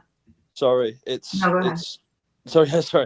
It's like being on autopilot. You know what I mean? Like I've said this before. Like on drink or drugs. You know what I mean? Like you can do things and not have the memory and then just kind of going through the motions. You know what I mean? And as well, the context of nothing ever happens in Moscow, being like, she might not have even thought that it was real. You know what I mean? Yeah, and that's she doubted the veracity of it all. And when you're in that state, it isn't that much of a stretch to say maybe that was the case. Yeah, and I will say that she does kind of contradict herself when she's like, I wouldn't look out my window, things freak me out, or my window is always locked, I was always scared and freaked out. And then she sees a masked man and like, but you have to think about, and that's the thing is, if you guys think she's lying, please like fill me in specifics, like what you think she's lying about, and I'll hone in and listen. You know what I mean? Like I'm open to what people are seeing that I might not be seeing. Because I was totally on board with like, yeah, this is sketchy. I don't understand this. And then I just personally think the more I hear, the more I'm like, wow, she was just completely like blackout drunk. And like this stuff is coming in and out of her, like being like, am I hearing what I think I'm hearing? Like when you're that drunk, I can see why it kind of went down the way it did. But I do want to hear everyone's opinions on it. Yeah, I mean, I was suspicious as well, but like, and I think that there maybe be other people involved, but I don't think she was involved. I don't think anyone in the house was involved. That's not a feeling I get. I'm there too. Like I could see maybe somebody helping Kohberger possibly, and like there might be something in the story that we're missing. But like you said, I don't think anyone in the house is actually the one that maybe aided or was there with him. Exactly. Yeah, I feel the same. But I think that the diversity of views in this case is because, you know, there was no trial. You know, there's a lot of questions left unanswered. You know what I mean? And I think that lack of information in some areas has led to people to become more suspicious or have less of a clear understanding of what actually happened. You know what I mean? So leaving most things up for like individuals' interpretation rather than there being an actual matter of fact thing that did or didn't happen. You know, and it's the same with a lot of other cases. You know what I mean? And it seems to become the regular for a bizarre reason that we're left with more questions than, you know, we have answers. Yeah, and Cindy, I think this is the interview. At some point, bushy eyebrows are mentioned. I was told, and I think so. She said she went to sleep until almost noon, which is a dead lie. She was on her phone all night. But to me, it's like, okay, so her being on the phone all night means what exactly as far as like, because people who will say she was on her phone all night are also saying she cleaned up all night. It's like, so which is it? Was she cleaning up or was she on her phone? Like, you know, so it's like, what does her being on the phone all night have? So you're saying she's lying in the interview by saying like she slept until noon. Like if I go to bed and I lay down at 11, if I'm on my phone, like here and there, I'm still kind of telling people that I went to bed at 11, even though I'm kind of still on my phone. I don't know. Exactly. I mean, yeah, exactly. I mean, I think she was speaking in more generalization terms, you know what I mean? And you can be in bed on your phone and scrolling for a couple of minutes before you totally nod out. I mean, I fall asleep, you know, with my phone in my hand a lot of the time and wake up and it's on the floor or something. So yeah, I think that's maybe what she meant. Yeah, and I'm pretty sure she's in every interview, Rosie, not to, you know, argue, but I think she has kind of been open that she did clean, or I mean that she did drink. Like that's kind of been on a thing that she's been consistent about, is that they were drinking and that she's been like out of it because of that. Yeah, that's what was dulling her senses and everything. I did hear about luminol in the kitchen. See, this is stuff in the documents. If they're in the documents, we haven't gotten to. If you guys have like Design Rhythm and Rosie, anyone who has like the page number and the document that it's in, that you guys are gathering the information, like, yes, I know we know that she was on her phone. To me, that doesn't mean that she's involved in the murders. Not at all. But if you guys have, like Rosie, the information about the luminol and stuff, like I'd love to skip ahead of the interviews because we're doing interviews first and then documents. I'd love to just point that out to you guys. So if you guys have any of that, just let me know and that'll make our sleuthing much easier.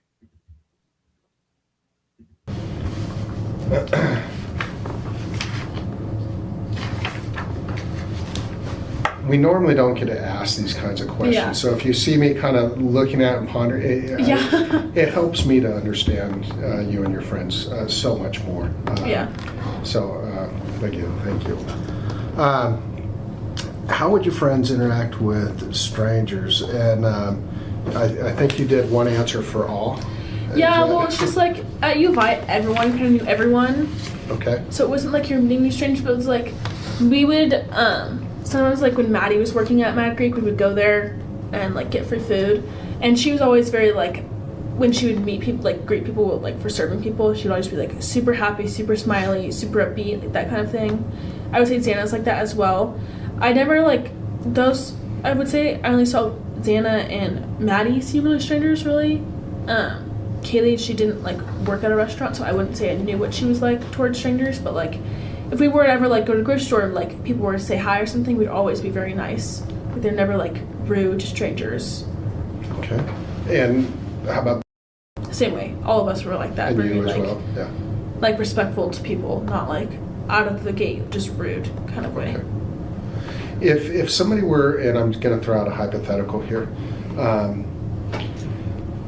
and let's start with Maddie. If Maddie's standing on a street corner all by herself, and a stranger comes walking up, and they can't cross the street yet, and the person engages her in conversation, and maybe it's semi-inappropriate conversation, how would she deal with that? I think she'd probably just walk away. Okay. There was like one time my dad came to the house. He had just been standing outside, and Maddie was like looking at him like, "Who the hell are you?" Just kind of like very protective kind of thing. My dad was like, "Oh, I'm just," you know. And she's like, "Oh, okay." So like she can be like, if you're giving her the wrong vibe, she'll be sassy to you. But if you don't, like, if you're very nice up front, then she's not gonna do that to you. But she's very strong-minded. Like if you're gonna mess around with any of us, she'll tell you to back off. Okay, it's a good trait, right? Yeah. How about Kaylee? I would say she's kind of the same way. I wouldn't say she's as sassy as Maddie can be. Maddie had more of like, it's not like a bad sass, like it's a good sassiness, but I wouldn't say Kaylee really had that. I don't really know how Kaylee would interact in that way, just because I didn't, like, I've gotten a lot closer with her, but I wasn't like as close with her as I was with like Maddie and Xana. Okay. And how about, same question, Xana? Xana would tell him to go away. She's more of a fighter. So if someone's gonna like mess with her, she's gonna tell you, and she will fight back at you. But if you do that to her first, then she will. But if you're not gonna do anything to her, then she's like totally nice. Okay. And Ethan? I don't really know how he would be. I guess like the main thing is he would just be very like if Xana was with him, like he would be like very protective. Like for all of us, he was always very protective of all of us, but like in a good way. But I think he would just like joke around with them or whatever. I think he'd just try to make some conversation. Okay. That's always kind of how I see it. Ease the tension, maybe? That's what I was see as Ethan. Like he never wanted to create anything. Like he just wanted to like keep it mellow, you know. How about you? How would you respond if you're standing on that street corner and a stranger comes up and maybe starts talking to you, and it's even maybe getting to the point of inappropriate or...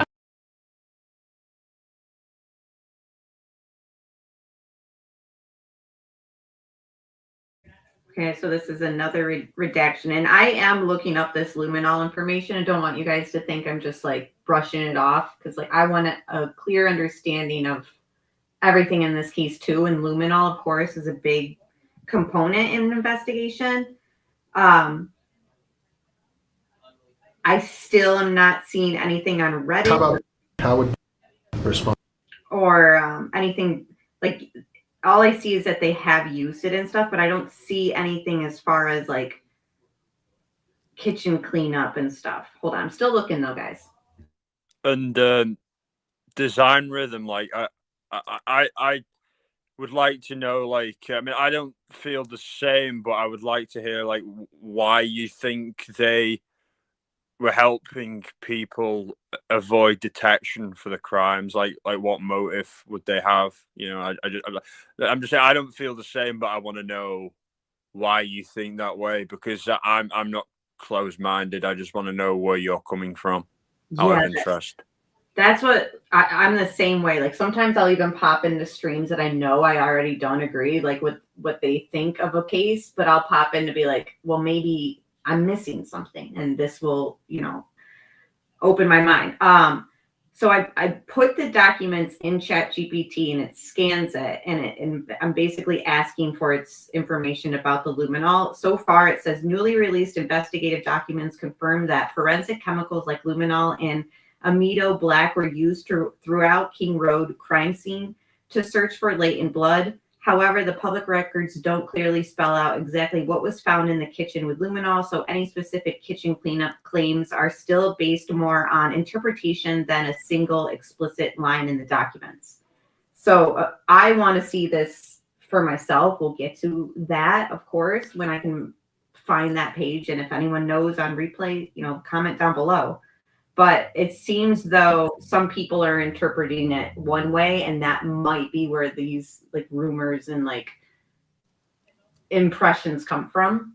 Exactly. I think maybe it's like a lack of definitive transparency, you know what I mean, in a public forum that is lacking in this case. You know what I mean? Like there's no like figurehead from the the state that we can really point to one individual person, you know what I mean, who is, I guess, giving us, definitive answers, you know what I mean? It's all been left to interpretation, which can be dangerous. Yeah, and design rhythm, where is that information like coming from, or is that just a guess?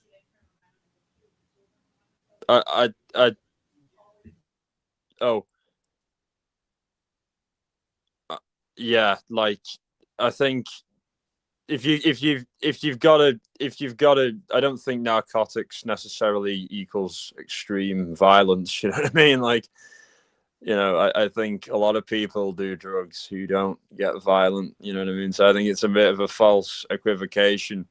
But like, yeah, how could they turn state's evidence as the parents when they weren't directly there? You know what I mean? Like what?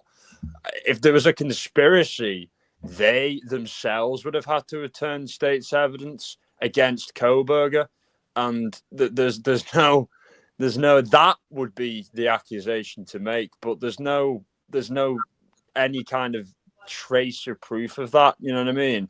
The reason for the plea deal was because they buggered up with the forensics and the DNA samples, because they were like copying them a bunch of times and ruined them.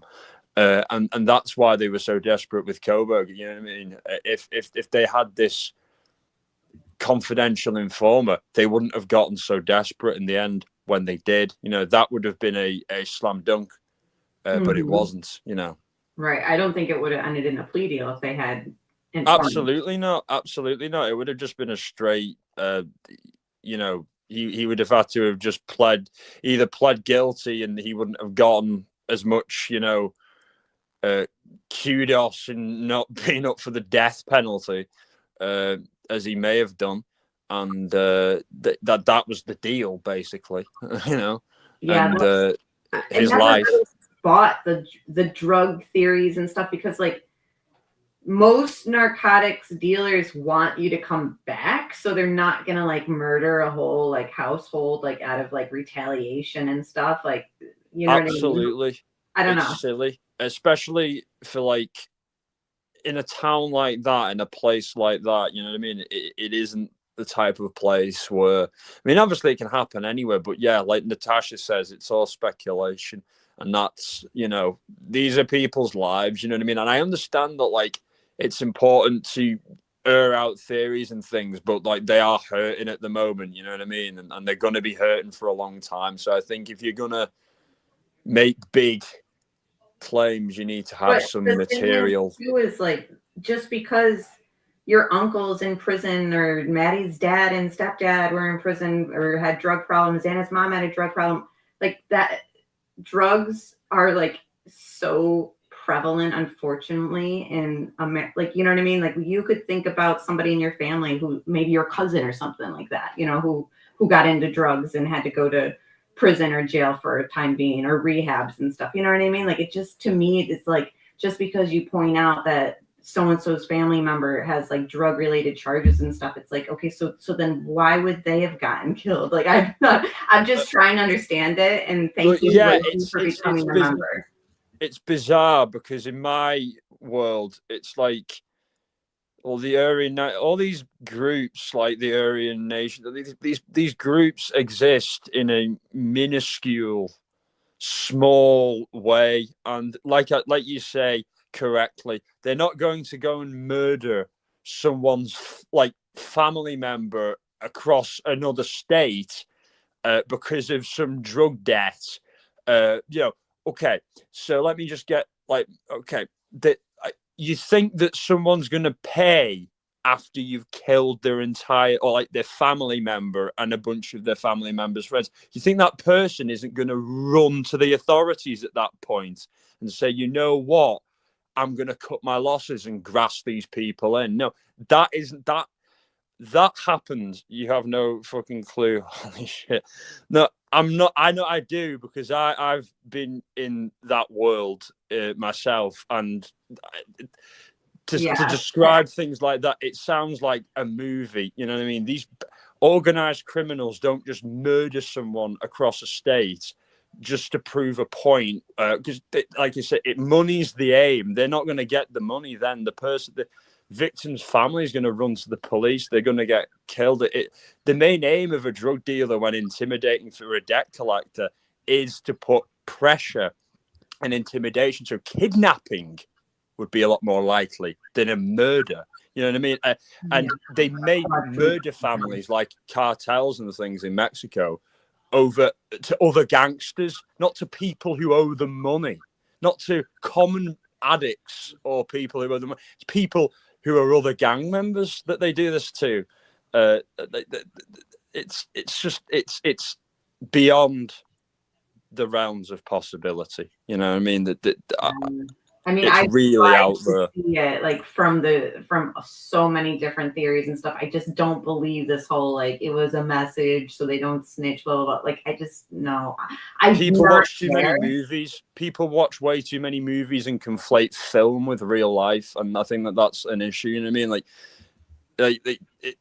Anyone who understands about organized crime or gangs like this, like motorcycle clubs and whatever, motorcycle clubs, let's be real here, they're not going around doing that stuff. They're not that what people describe as the actions of Mexican cartel members and in Mexico, you know what I mean? Like Moscow isn't some gang hotbed, you know what I mean? It's just laughable. It's really out there. But I think maybe it's a void that was filled by the lack of information that was coming out initially. All this speculation stuff just went wild and went crazy, you know what I mean? And we've kind of been saying this too, because she's crafty as all this redacted information and closing things with the plea deal and just shutting it down. Like Bill Thompson hasn't done the roommates any favors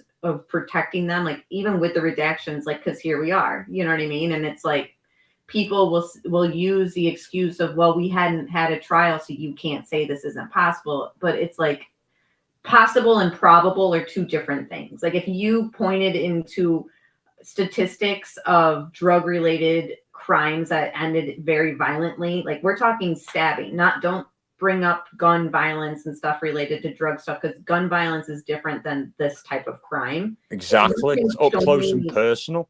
Right. If you can show me the statistics that in Idaho, around Moscow, of stuff that happened so similar to this that relate to it being like drug related, then I could maybe think it. But no one has presented anything that's been similar. In fact, we know that the crime rate and the murder rate in this area is already super low anyways. Hey, Amy. Exactly. And hi, Amy. Glad you could make it. I enjoyed your live earlier.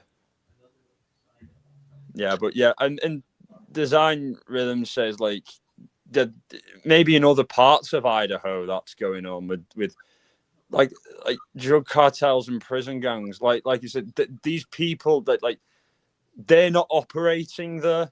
They're not going to operate there because do you want to know why? They would stick out like a sore thumb because it's a community where everybody knows everybody and outsiders are immediately suspicious. You know what I mean? And it's just not the place for them. They go for places where they can slip in under the radar, where there's a bunch of other people who are possibly worse than they are. So it just doesn't make any sense. It's like Hell's Angel. Yeah. It's like I want it to make sense, but I'm not. Yeah, it's just silly because now it's like saying I have no idea, dude. It's like, right. Yes, you don't have to say that. Exactly. Oh my God. Yeah. When did we say that the bikers weren't dealing? And what the hell has any of this got to do with the fact that there may be motorcycle clubs and organized crime in that state, not that town? You know what I mean? So link one of the victims to those people. You can't. And it's just at this point, complete baseless speculation. And it has no kind of merit to be even talked about, and to say that to try and start being insulting like I've got no clue, right. It's just laughable. It's laughable. Right. And the thing is, Design Rhythm is Jay and I are so open-minded, and like we will look at it in so many different angles and directions. And like personally, like I'm not even going to say my experiences in this area, and Jay, you don't have to come out talking about your street credit. But the thing is, like, for you to say we have no idea, like, who are you to say that, in all due respect? Exactly. But also, I was also thinking too, is like, if this was related and to the point where they needed informants and all this stuff, like that would be something that the Idaho State Police and FBI and Bill Thompson would love to come out and be like, look what we shut down. You know what I mean? Like they would use it as like, you know, their own like glory of like, this is the case. This is what we got off the streets and all this stuff. You know what I mean? Like it wouldn't have ended in a plea deal because I think they would have wore it like a badge of honor. Exactly. You know what I mean? It would have been the major gets, you know what I mean? And smart police work, I suppose. And that would be also something that, you know, you'd expect from a more experienced department to be able to pull something like that off. And they're not, by definition. They don't deal with violent crime on a regular basis. You know what I mean? They don't deal with murders, you know, regularly. It's such a different place than like New York or LA. Yeah, and I just feel like with so many years studying this case myself, and like I know Jay, you as well, and people in chat too, like we're ready for something to stand out and be like, yes, I could see that. And like the only thing that I'm on board with maybe being open to is like somebody else being there with Kohberger. Like we have Dylan talking about this black truck she saw. We have the timeline. We have maybe Ethan's injuries might have been a little bit different than the rest of the girls, you know? And so those are things where I'm like, okay, I maybe, you know, especially with that shooting that ended up happening and that suspect is now silenced forever. Like we don't even know, you know, did he drive a black truck? Like I don't know. But I'm not going to sit here and speculate for hours on end when I just don't have the information for it. You know what I mean? Exactly. You know, and we could be here for all night and all day. You know what I mean? It's endless. You know what I mean? And like I say, it can be said about so many other cases. It's so frustrating. Yeah. But we appreciate your guys' opinions, and we'd love it if you can back up stuff instead of just saying, look at this case, look at that case. It's like, if you have statistics and if you have page numbers for this information, like the luminol information, like point me in the direction of that. There being multiple DNAs under Maddie's fingernails, like that leaves me open to like maybe somebody else being there. You know what I mean? Like things like that. I am like open-minded to being like, okay, well, I guess, you know, that's questionable. Like what the heck, you know? So I wouldn't say that we are very like gung-ho with what the state has presented to us with the theory in this case, because we're definitely, that's why we're going over all this, because like I feel like we think like this isn't landing 100%, or like, you know, they definitely tried to hide their missteps in their own investigation and the DNA that was lost in that refrigerator and stuff like that. But yeah, I just need more. Exactly. I completely agree. I think that, you know, that they, to cover their own incompetence, their own, you know, mistakes, they were purposely vague in some points, because I think even they didn't definitively know. Yeah, and they like missed the opportunity to jump on that white Elantra, like as like they got tunnel vision looking down these other avenues and other areas. And I feel like maybe even the drug speculation that was circulating online may have led them in this wrong direction. Sadly, yeah, I think, and that's what we need to, you know, speculation is okay, but it's got to come from a place of, you know, genuine credibility in the realm of possibility. You know what I mean? You've got to weigh things up against the, you know, the nature of the town and just generally how far-fetched those theories sound, you know what I mean, versus, you know, the reality of the fact that there's this guy who is mentally unhinged and obsessed with murder, They let him stay on WSU property when they should have booted him off after all those complaints. So like that's another thing that we're like, okay, so they were hiding things.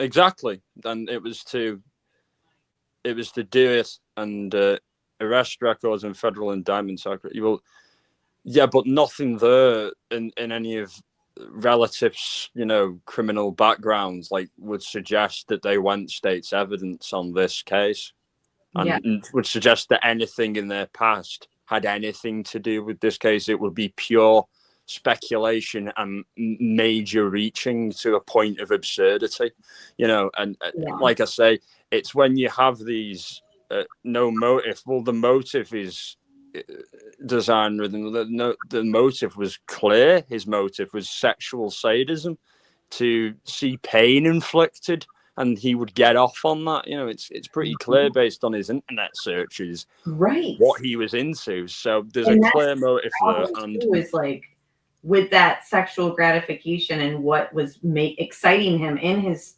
internet searches might not have been doing it anymore. Like he could have been looking at that type of pornography for years and years to the point where he's desensitized to it. Stale. Yeah, and he can't even get aroused from the stuff. So he's like, what am I going to do now? Oh, actually do it. You know what I mean? And I think that is the genesis of his condition.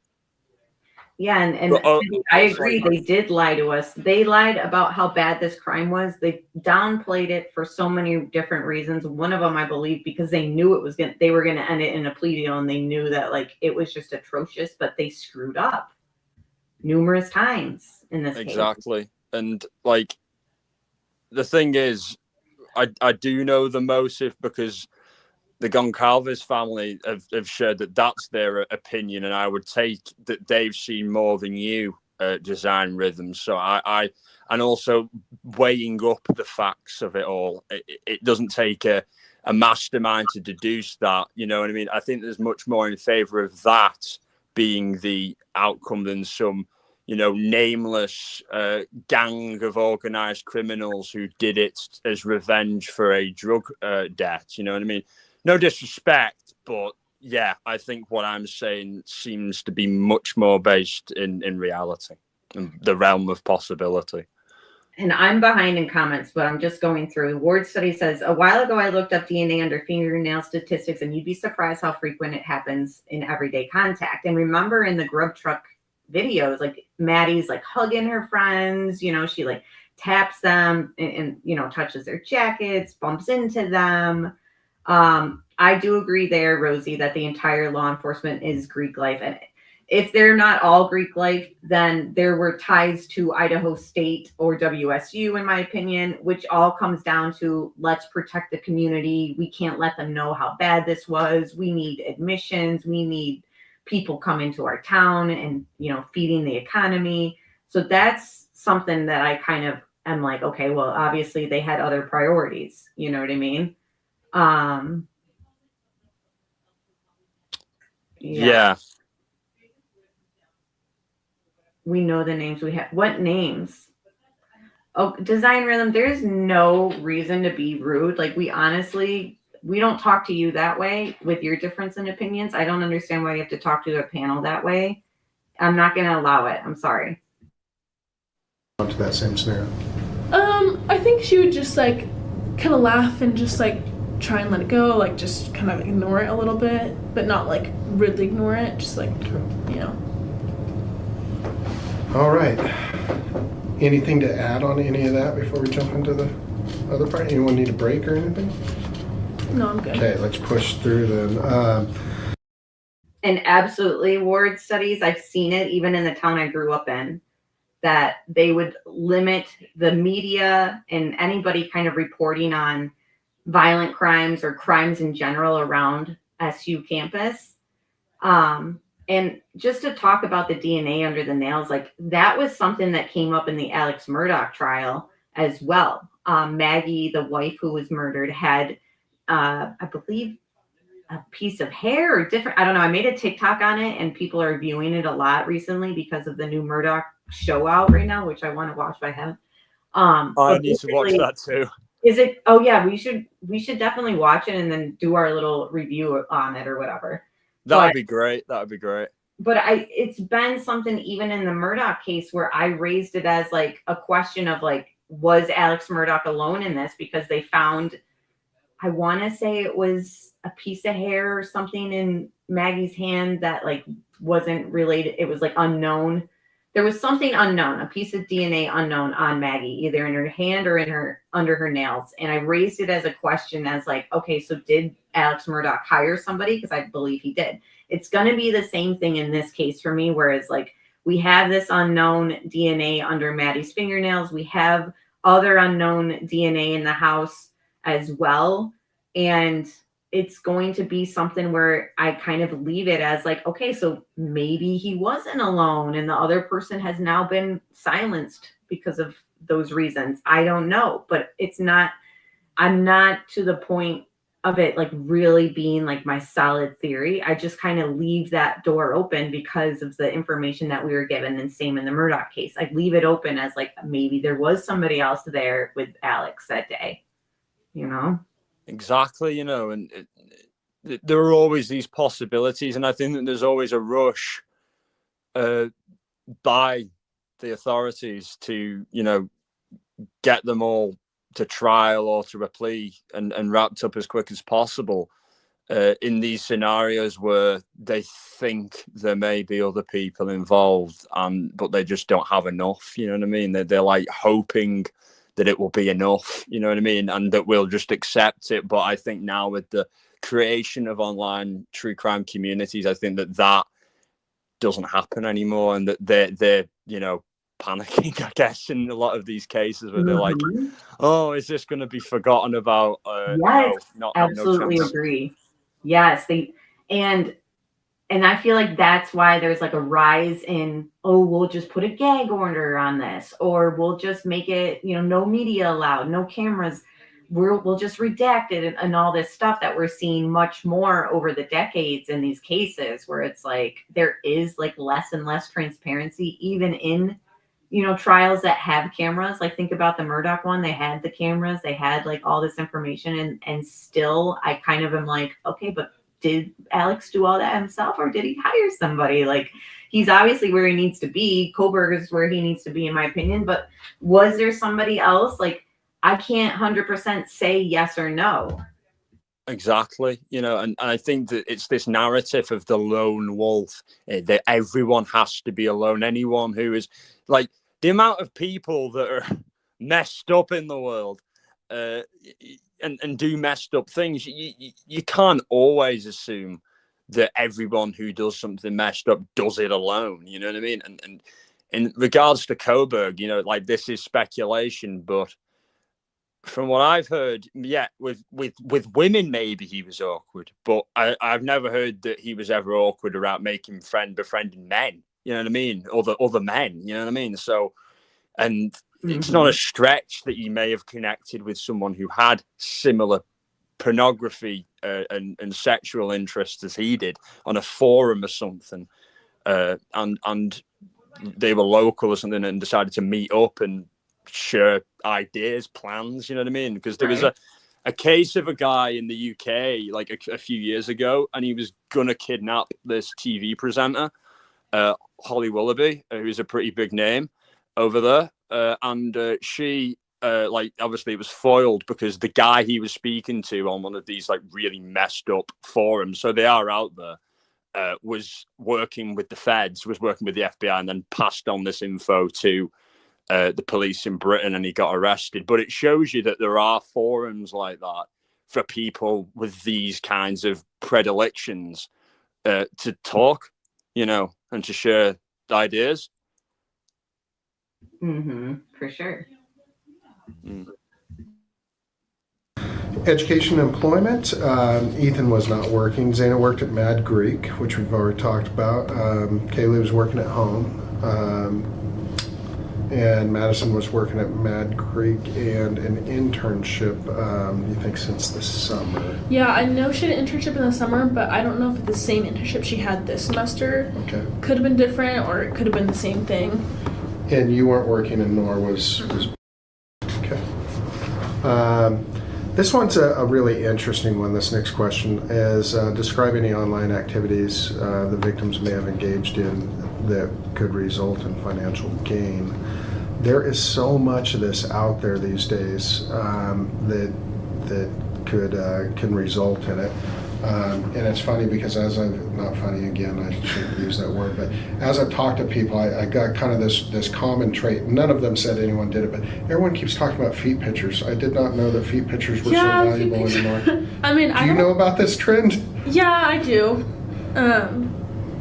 I don't think, I know one of my friends has sold feet pictures for money, but I don't think they have in particular. And we've all talked about it before. We've all talked like, oh, like, you could just make money from this, you know? The girls I've talked to about this, you know, that some are from different sorts, are like, oh yeah, we just take pictures of feet and sell them. I'm like, what?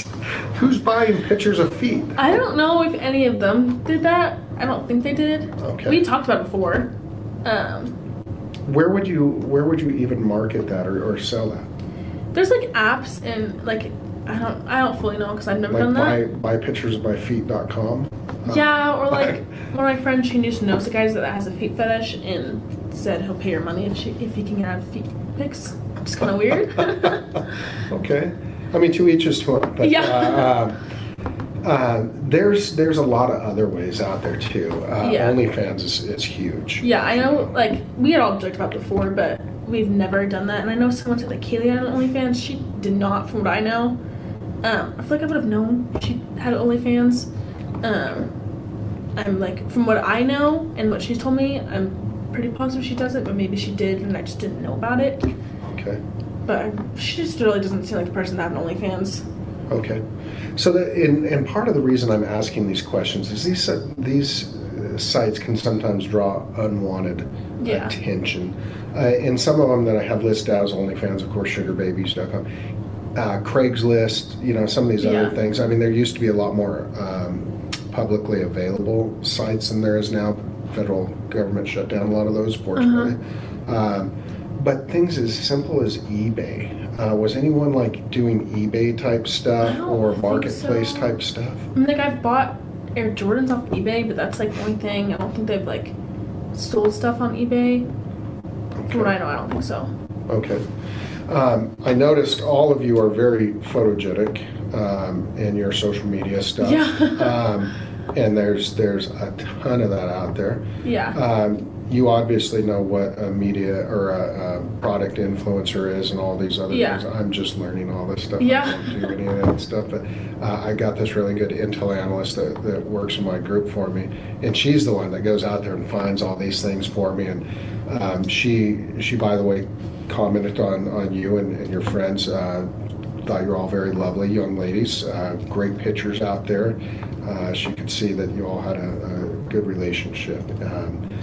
I noticed that at least two, and I'm not going to use their names, were putting themselves out there a little bit more than others. Did they have open, and you know which two I'm talking about? Mm-hmm. Okay. I'm going to guess Kaylee or Maddie. Yes. Were those open source? I mean, were they open to the public? Could anyone go out there and look at those? Were they? Because here's where I'm going with this. Is this intel analyst who's working with me? She is really good. She's like, these girls should have been influencers. They had enough following, yourself included one. They had enough following, enough, you know, that charisma through the lens of the camera and whatnot to be doing products and other things. She's like, I don't know why they weren't, but was that something you all ever even talked about doing? I think a lot of girls talk about that in general. Like, I think it would be fun just to earn money from posting pictures. Like, that would be amazing. You don't have to do anything, just post pictures.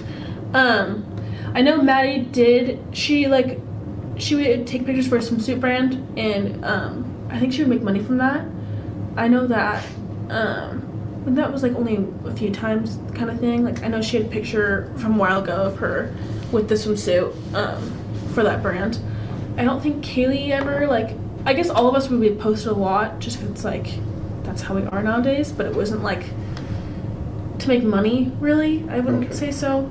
There wasn't an end goal of possibly being an influencer or a product sponsor or something? No, I mean, we all talked about like how fun that would be and stuff. And like, Maddie had a Pinterest account where she'd post photos and she had like a lot of viewers. I think that's the only thing. It's like maybe you can make money from Pinterest, but it wasn't like that was her goal necessarily. It was kind of like jokes. I mean, started doing that, but it was more just like a joke. It was like whatever, you know. So you'll have to excuse me for my social media current ignorance about this stuff.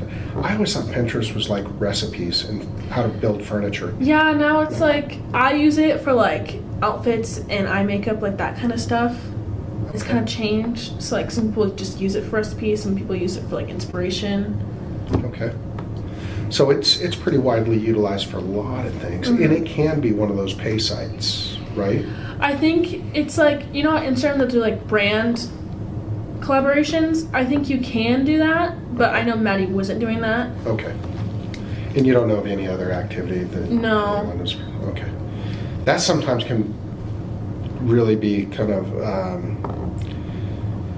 helpful, you know, if we know about some of these other activities. I don't want this to come off sounding weird, but everyone has a dark side to them. And what I mean by dark is not malicious or evil or anything. What it is they don't want light being shed upon it, right? Because whatever, you know, it maybe is not socially acceptable from their friends or their family or something like that. So they kind of keep that as their secret off to the side. And sometimes those things help us to piece together, you know, why someone would be associated or connected to such a crime like this. Nothing else out there though that you're... No, not that I can think of. All right.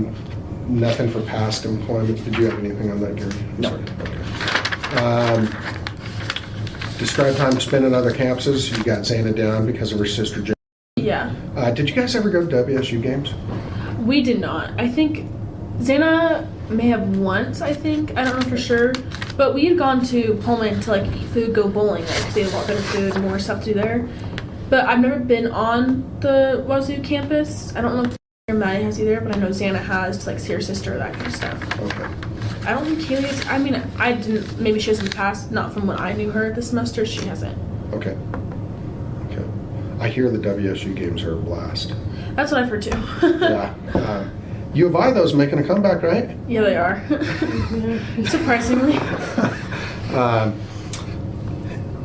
As for, you know, groups, fraternities, sororities, study groups, research groups, program type stuff, you have for Ethan, for Xana. Vandal Solutions. What's Vandal Solutions? I wasn't in it. It's kind of hard to explain. So pretty much, it's like if you're in a business major, they have this class called Vandal Solutions, and it helps you understand like how business works and how to sell stuff. I know a lot of people in business major were in that. I don't know exactly what it is. Is it sponsored by U of I? I think it is, and they like raise money for something, and it's pretty much just like, I guess for like physical therapy, we had to start doing practicums. That's what it's like for a business major, is like they would have calls and try to sell people some stuff. So it's like how to get like in the business world and then helping them get a job later on once they graduate college, like that kind of thing. Yeah, that makes sense. Kind of like your keggers. It really was, actually. Yeah, a lot like it.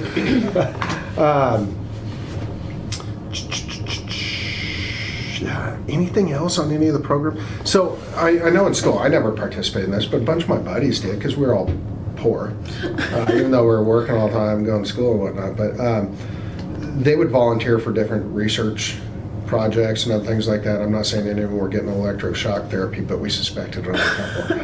No, I don't think they were. Like none of them, like when I think of research projects, I think of science research projects. None of them were in science, so okay. None of that. I can't think of anything of that sense. So I'm gonna ask it differently. Do you ever take any or pay for what we used to call short classes? Instead of doing a whole semester on a subject, you could pay for a 3-day seminar, you could do a 5-day seminar. I have not, and I don't think, I mean, I don't know if they have, but from what I know, I don't think they have. Okay. Do you know if any of the other girls had any of those type of courses? You know, you could go for the seminar and... I don't think so. That I know of. Is it like those classes you take over the breaks and it's like compacted into... Exactly. Yeah, I know one of my friends from Boise that goes to Chicago. She's doing that, but I don't think any of them did that. Maybe they have in the past when I didn't fully like know them as well. But from when like this semester, they did not. Okay. And did you ever see them advertised or any brochures? Well, I'm not really dating myself. Anything online about these classes? No. The only thing advertising really is like for Vandal Solutions, Xana asked me to go to the class to earn like points or something for the class. For Vandal Solutions class, we went, and it's just so like pretty much Vandal Solutions do this thing so like they can recruit more people to be in the class. Right. So that was the only thing really that they ever had. Okay. But it wasn't like Xana and Maddie were recruiting us together. They're like, oh, can you go do this for me for like so I can get points for the class, pretty much kind of thing. Okay. Do you know what kind of classes those were that they were? Just that Vandal Solutions class. Just the Vandal Solutions. Yeah. Okay. Cell phones, you all had iPhones, it looks like.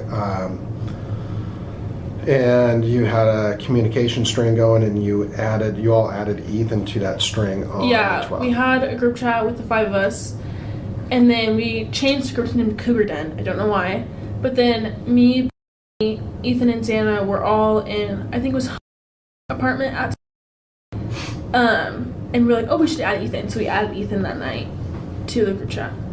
Okay. And I'm dating myself here, but we used to just pick up the phone and call people a little bit. With texting and whatnot, I know that texting used to be like really cool, but is that your primary form? Because I understand everyone uses direct messaging now and all kinds of other things. I kind of switch. Like I use Snapchat and texting. Like sometimes I'll have a conversation with the person on text and then in the conversation with them on Snapchat. I would say more people use Snapchat. I don't really know why. But I kind of just like, if it's more important, like, oh, like, I'll text, but sometimes it's not always just important. Like, it's just like, it just switches randomly. I don't really know why I use both. Sometimes I do. Is that kind of the same for? I feel like that's how most people are.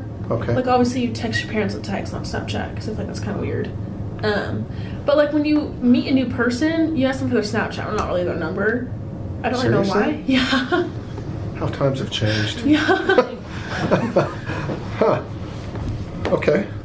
So Snapchat's really a big thing then? Mm-hmm. Gotcha. Is that the one where it disappears, the message disappears after X? Yeah, you can do that, or you can like make it like stay for 24 hours, you can save it. What about TikTok? I've heard of TikTok videos. Yeah, it's just like videos. Do you remember what Musical.ly was? That's pretty much what TikTok is. It's just people posting videos. Like sometimes you'll do like get ready with me, or like dancing videos, or like informational videos. It's just kind of like whatever you want it to be.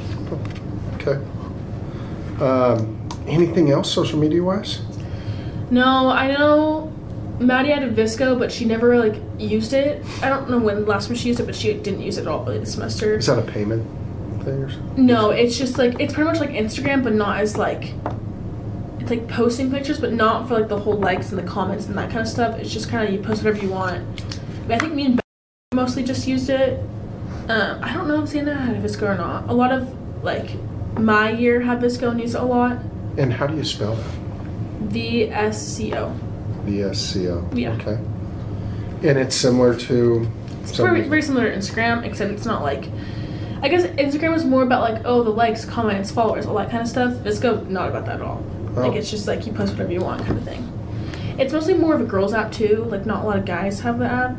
Okay. It's mostly like just girls have the app. I'll have to check my daughter. She's in your age group. She probably has that. Yeah. Anything on that app that could possibly, I mean, is it public source? So can someone access it? Yeah, Visco, one thing about Visco is you can't private it at all. Okay. But you have to like type in the exact username to find them pretty much, but it sucks because you can't make it private. So you can't browse it, you can't search for geographical location? I guess you can, but it's like Instagram's a lot easier to search people because you can just like type in their name, you can probably find it. Visco, it's like you gotta search most of their username, which can be kind of hard to find. But you just can't like make Visco private as like Instagram you can. Okay. Outside homeschool work, spend their time. For Ethan, he spent time at the fraternity. The rest of you, would go shopping and Yeah, we go would to the like store and we would do like Costco trips together sometimes, or like going to restaurants together. We kind of did like because like I didn't have a car crashed, so we all kind of did everything together. Like if someone's driving somewhere, we would go with them, that kind of thing. When was the crash? A few weeks before this happened, I believe. I would probably have to. I don't know the exact time of when the crash was. Do you know where it was? I think it was on the road to Spokane because she was getting a flight to Reno, but she had to drive to Spokane. All I know is like it wasn't her fault. Something I don't remember the full story about what happened exactly.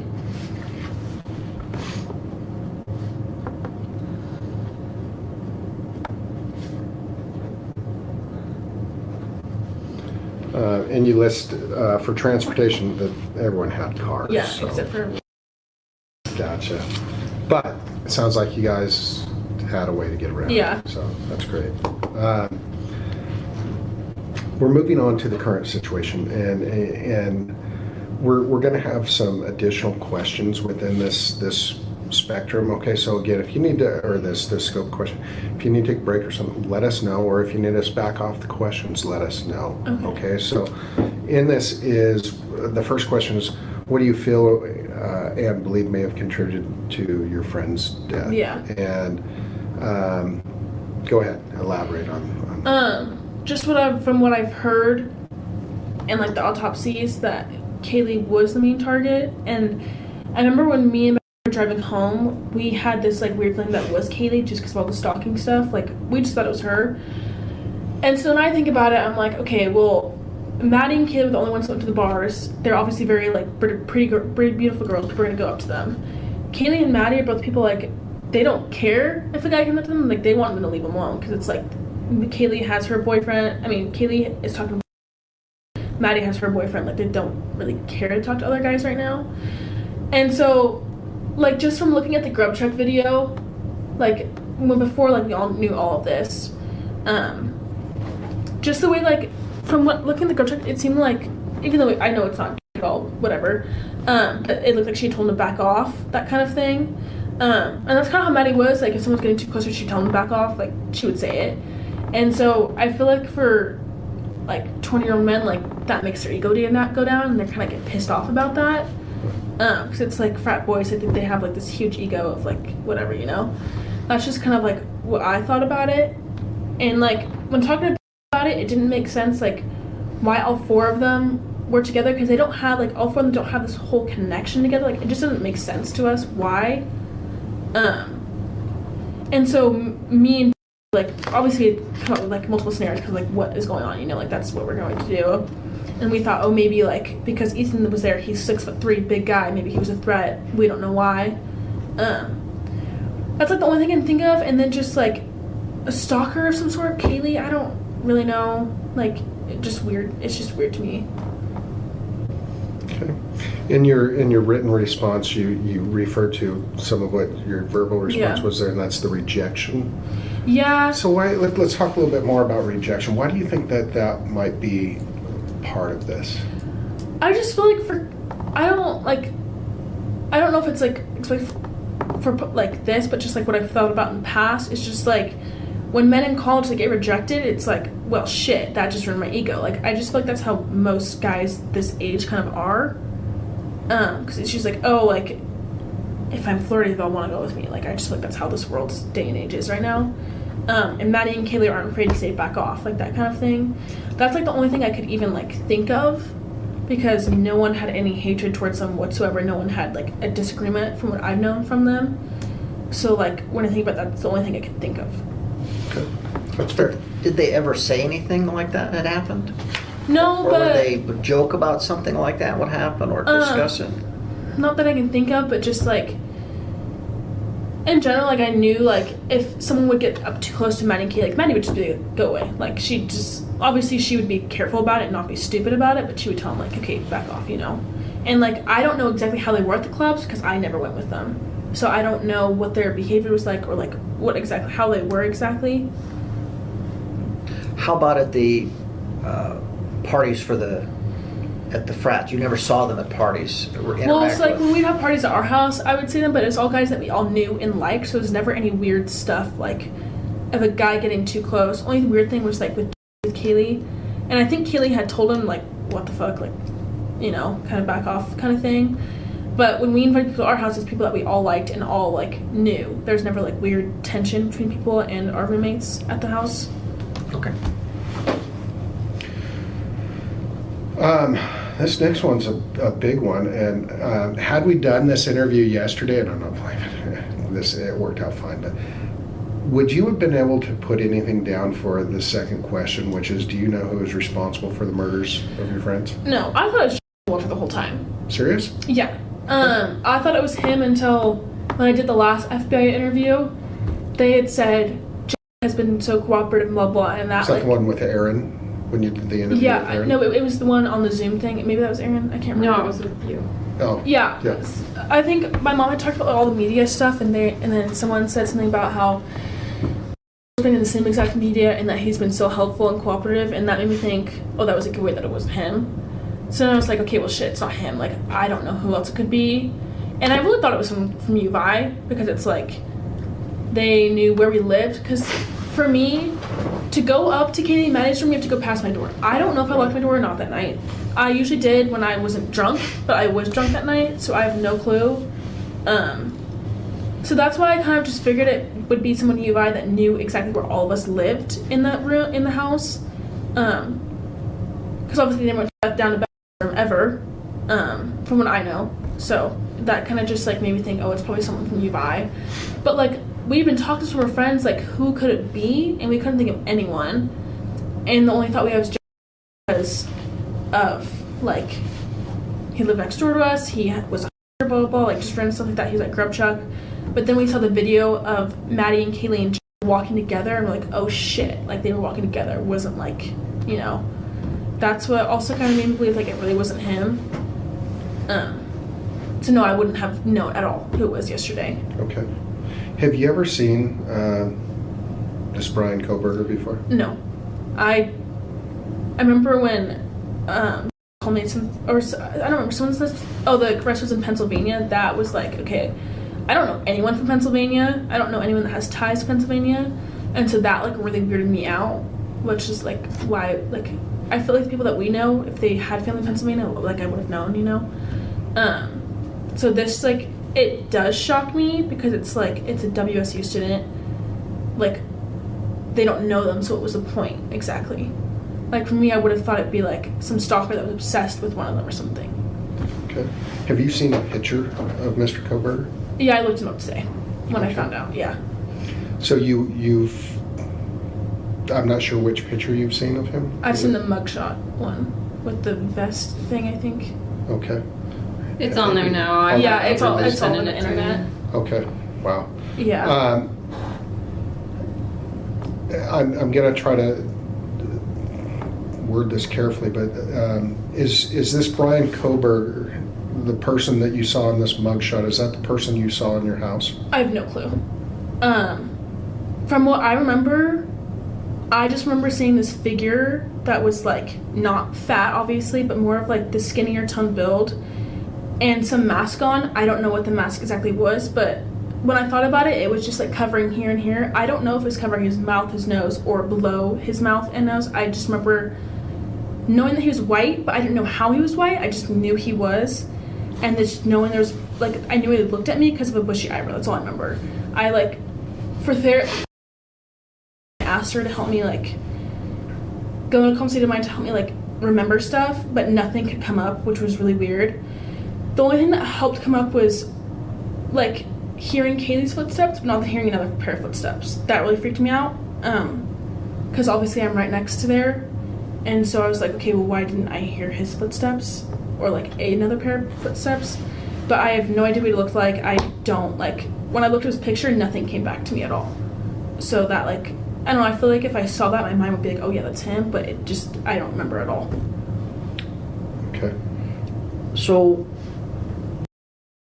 yeah, when you had gone down to the room and stuff that night, said you had described that he had a big nose. Do you remember saying that? No, I don't remember that at all. And I know, like, when the police came to my house to do an interview, I was looking at my text to have like proof of stuff, and it said Xana's wearing all black. I don't remember her texting me that at all. I don't remember our conversation. All I remember was something about a firework or fire, so I thought someone had thrown fireworks in our house or something, but I don't remember a big nose at all, like at all. That's like, all I remember is like some bushy eyebrow and all black and some sort of mask, but it wasn't like one of those circle ski masks. That's all I remember. And this thing he held, but I kept calling it mini vacuum, which I don't really know why. That doesn't make sense at all. I just remember calling it mini vacuum. And then I remember when I went downstairs to the bedroom, I don't remember what we talked about at all. I just remember like laying in bed, looking outside the window and seeing a truck, what I thought was a truck. I don't remember the color. I don't remember, like, it was like a decent sized truck. But I remember saying like it could have just been like the neighbors because I could hear trucks going by all the time, you know? But I don't remember what we talked about. I don't remember what I called her about. Yeah, so I have no clue.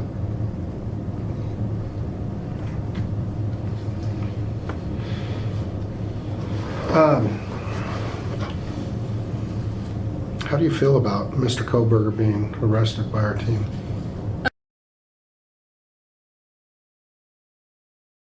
Why is her opinion about Kohberger being arrested redacted? Yeah, that seems this is bizarre. like, yeah, and the thing is, it doesn't seem weird to me in a sense of like, oh, she's involved. It seems weird to me in a sense of it seems like the state's case against him. Like, I think he's involved, but I just think that their case against him was so weak. I agree, and that's concerning. You know what I mean? Because despite all the mistakes he made, this, you know, the evidence should have been secured a lot better and maintained a lot better than it was. Clearly, there was incompetence in the forensic front. Yes, and are they redacting her answer because they don't want the public to hear it because it doesn't align with like, you're our eyewitness, you saw Kohberger, you know what I mean? Exactly, because I completely agree with you. I think anything that is potential, you know, to not necessarily mean that Kohberger isn't involved or anything like that, but just the way of things, you know, to maybe cover up maybe the possibility of there maybe being multiple participants, because that would be too much. You know, it was hard enough just getting him.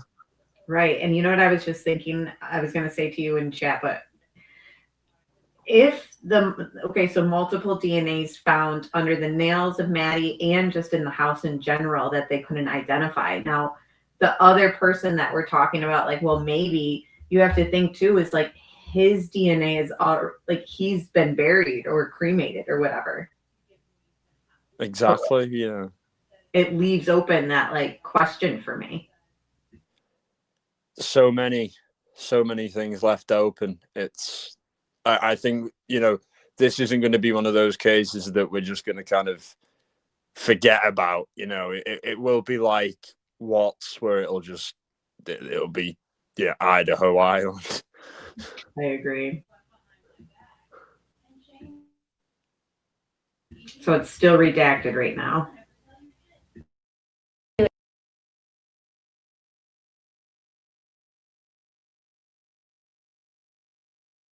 Still redacted. Wow.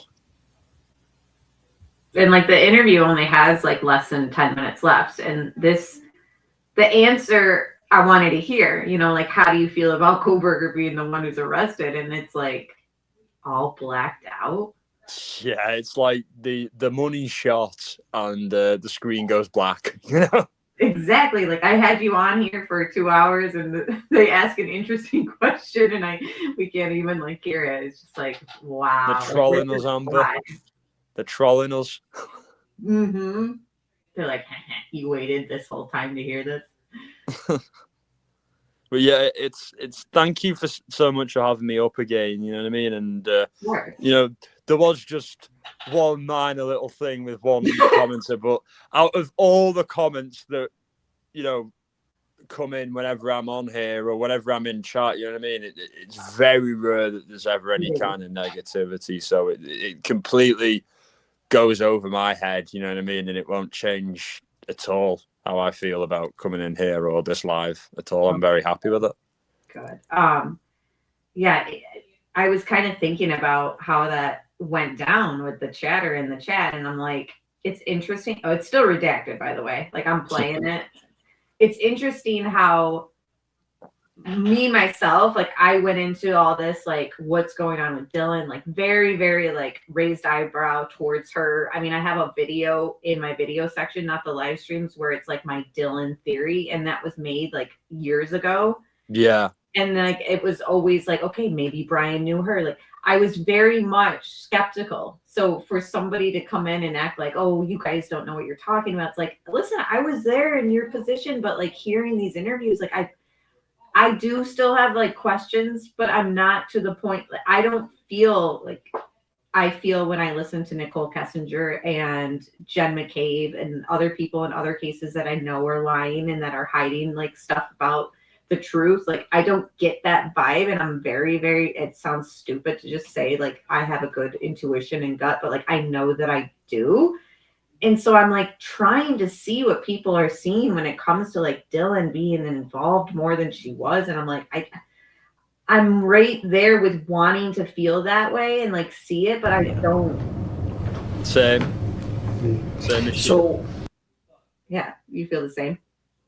100%, you know, and I think it's like I said, I was in the same place as you were. Like I remember, like we were all, and this is like when I first started coming into your lives, you know what I mean, and getting to know you all, you know, you, Alex, and others, you know what I mean. And it takes me back to then, you know what I mean. So I remember it very clearly that yeah, I had these same kind of thoughts as you and a lot of other people, but now with, I think, like we've explained, like I think the reasoning for a lot of that perception was the lack of info, the lack of clarity. But I think now listening to these interviews, like you say, I don't get this vibe from her that I get from Jen McCabe or from NK, where like just listening to it, like my brain instantly just switches off and just says, doubt everything that's being said. Don't absorb it as fact at all. Exactly. I mean, yeah. On the clothing, when you were talking to Aaron, the FBI agent, you described it a little bit more. You had a dark or black shirt. Yeah, and like from what I remember, I thought it was ribbed, like the shirt was ribbed, but I don't know for sure if it was. But I just remember everything being all black, and this thing, which I thought was a mini vacuum, and I just thought it was all black. I don't really know for sure if it was actual black or if that was like real or not real. I just remember like it was just like this figure of all black, and I knew it was a person, but I don't know why I thought it was like a firefighter or something at first, but just because of Bethany something about fireworks fire, and I just remember like slamming the door shut and saying no, like just slamming it, locking it, and then it said something about just come downstairs, like it's better if we're together. I don't know the exact text, but I have the text, and just like going downstairs because I didn't like. You don't remember the sliding glass door being opened or closed? No, I couldn't remember if it was or wasn't, but I remember Murphy had been barking like a little bit, and I remember I could hear his barking be distant, and so I thought the door was open, but I didn't know for sure.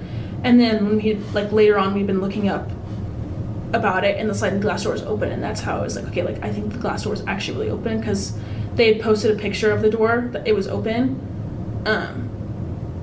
So the time I didn't know for sure if it was open or not. Okay. And I believe with the interview with Aaron, you said you thought he had boots. You don't know why he had boots on. But... Yeah, I thought they were just like black boots.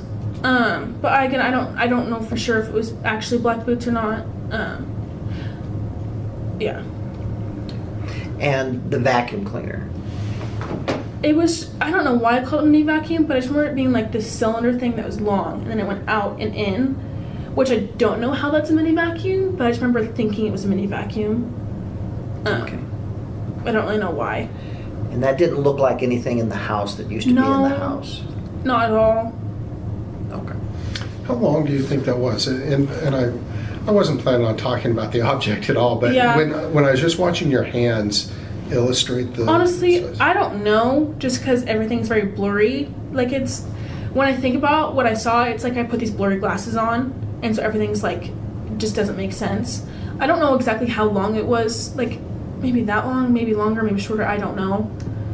It just didn't really make sense to me at all. Yeah. Okay. How are you holding up?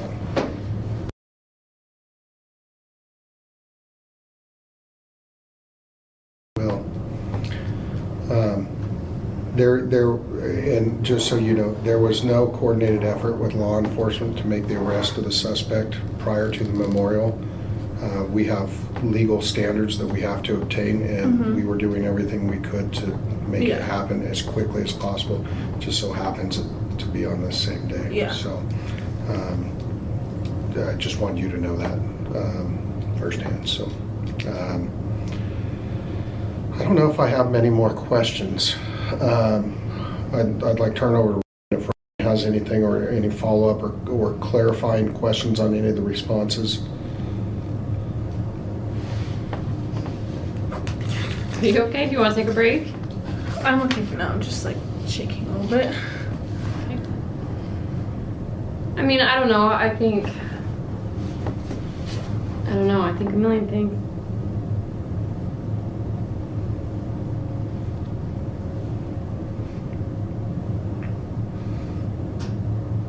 You've been through a lot. You have, and I can't tell you how appreciative we are for all your help in this and thinking through. And there could be a tragic incident where 100 people witness it, and there may only be 5 people at best that have even a 90% recollection of what actually happened, even though they're all literally staring at it. So I don't want you to beat yourself up. Don't. I don't want you to second guess what you did or anything else. But you have been probably one of the most cooperative people I've ever worked with, in the sense of the totality of the interviews after interviews after interviews, submitting your prints and old Gary here getting you covered in ink, right? Yeah. But we're truly grateful. We're grateful you're still here. All right, because without you and being able to fill in some of these gaps for us, it would have made everything a lot harder for us. So I always like to end it with, is there something that we didn't ask you that we should have asked you that you've wanted to tell us about this incident, no matter what it is? I don't think so. I'm trying to think if there's anything. I don't think there is. I think I've told you like every single thing I can think of. And obviously like after like I've tried to help bring back some memories, and the only thing I can remember was the footsteps. That was like the only new thing I can remember, which really freaked me out after, because she had like tried to put me in, she just told me like your nervous system will not let you open it up. And I've wanted to and I've tried to, just so like if there was anything else I could give it to you guys so you guys could like figure it out faster. That was like my main thing, was trying to figure it out. But it's like I can't get to it at all. Like my mind won't let me. Okay. So if that does come to you, tell me so that we can have that information. That would be, anything is helpful. Okay. Because we don't know what we don't know. Yeah. You know. Yeah, I don't know if I thought you should ask away. They might not be able to, if you guys want to turn the recorders off or on, but I think. Was there anything that you wanted to clarify or cover on any of the responses to the questions while we're still on record? The only, obviously, the other interviews, anything that she didn't say today were with the other interviews, so you guys know the answers, and obviously I know you're not looking for more, or else I'd say you need to tell them that part too, because you said it, but you guys know all that. So we do. If you're not asking specific questions about that, then No, I'm good there. I'm going to end audio recording at 12:45 p.m. So that's it. Thank you for hanging out again, Jay. Yeah, I don't really, I'm trying to think. There wasn't much. I think last week's interview really kind of pieced it together. What I can say that this one kind of showed even more is without Dylan, what did they have against him besides like the touch DNA? Like take away her eyewitness account, which really wasn't much besides bushy eyebrows and then describing his build. You know what I mean? And also knowing that he was definitely white. And I think that was probably from just seeing like his eyelids and like the just general outline of his, because when you wear a balaclava or a ski mask, it's like, unless it's a 3-hole one and the holes are like your face isn't pulling over it, you can always kind of tell what race the person is. You know what I mean? So that does narrow it down a little bit, So I think that's why she knew he was white. Like think about the mishap with the DNA in the fridge and everything else that we've kind of talked about with like steps that law enforcement took that may have been wrong. I mean, Dylan didn't have much information. Exactly. It was a half awake, half drunk, muddled together recollection, you know what I mean? So yeah, like you say, they didn't have much. And the state needed him to sign that plea deal because they knew like we don't have really a lot. Exactly. But I still maintain that if the DNA had been preserved, that would have been enough if a trial had have come about. But that wasn't the case, and it's just a good thing that he did take the plea. Yeah. All right. Well, tomorrow night I'm going to start our Johnny Depp retrial rewatch. Can't wait for that. We're going to mix in, and there's updates too in the hidden true crime drama. Nice. Yeah, so I'm going to fill you in tomorrow on that, and everybody in chat, join us tomorrow night. So we'll be doing Lauren Matthias, hidden true crime updates, 9-hour live stream mixed in with Amber Heard and Johnny Depp because everyone's been comparing them. It's just going to be a little hangout session. So join me then, Jay, if you want to on panel or whatever. And then Sunday, of course, will be the Watts chat. So anything you want to talk about with your channel before we skedaddle? Thank you so much for having me up and for being such a supportive and welcoming host as always, and also for supporting and backing my channel, and I think my next live, my last one was about the Epstein emails that came out, and there's even more stuff that's come out after my last live, so I've got even more 25,000 emails to go through before my next live. So I'm going to maybe narrow it down to specific ones that I want to discuss, because I can't do a live right now. It would be a 9-hour live like Lauren Matthias's. So yeah, and I wouldn't be in a hotel room for that one.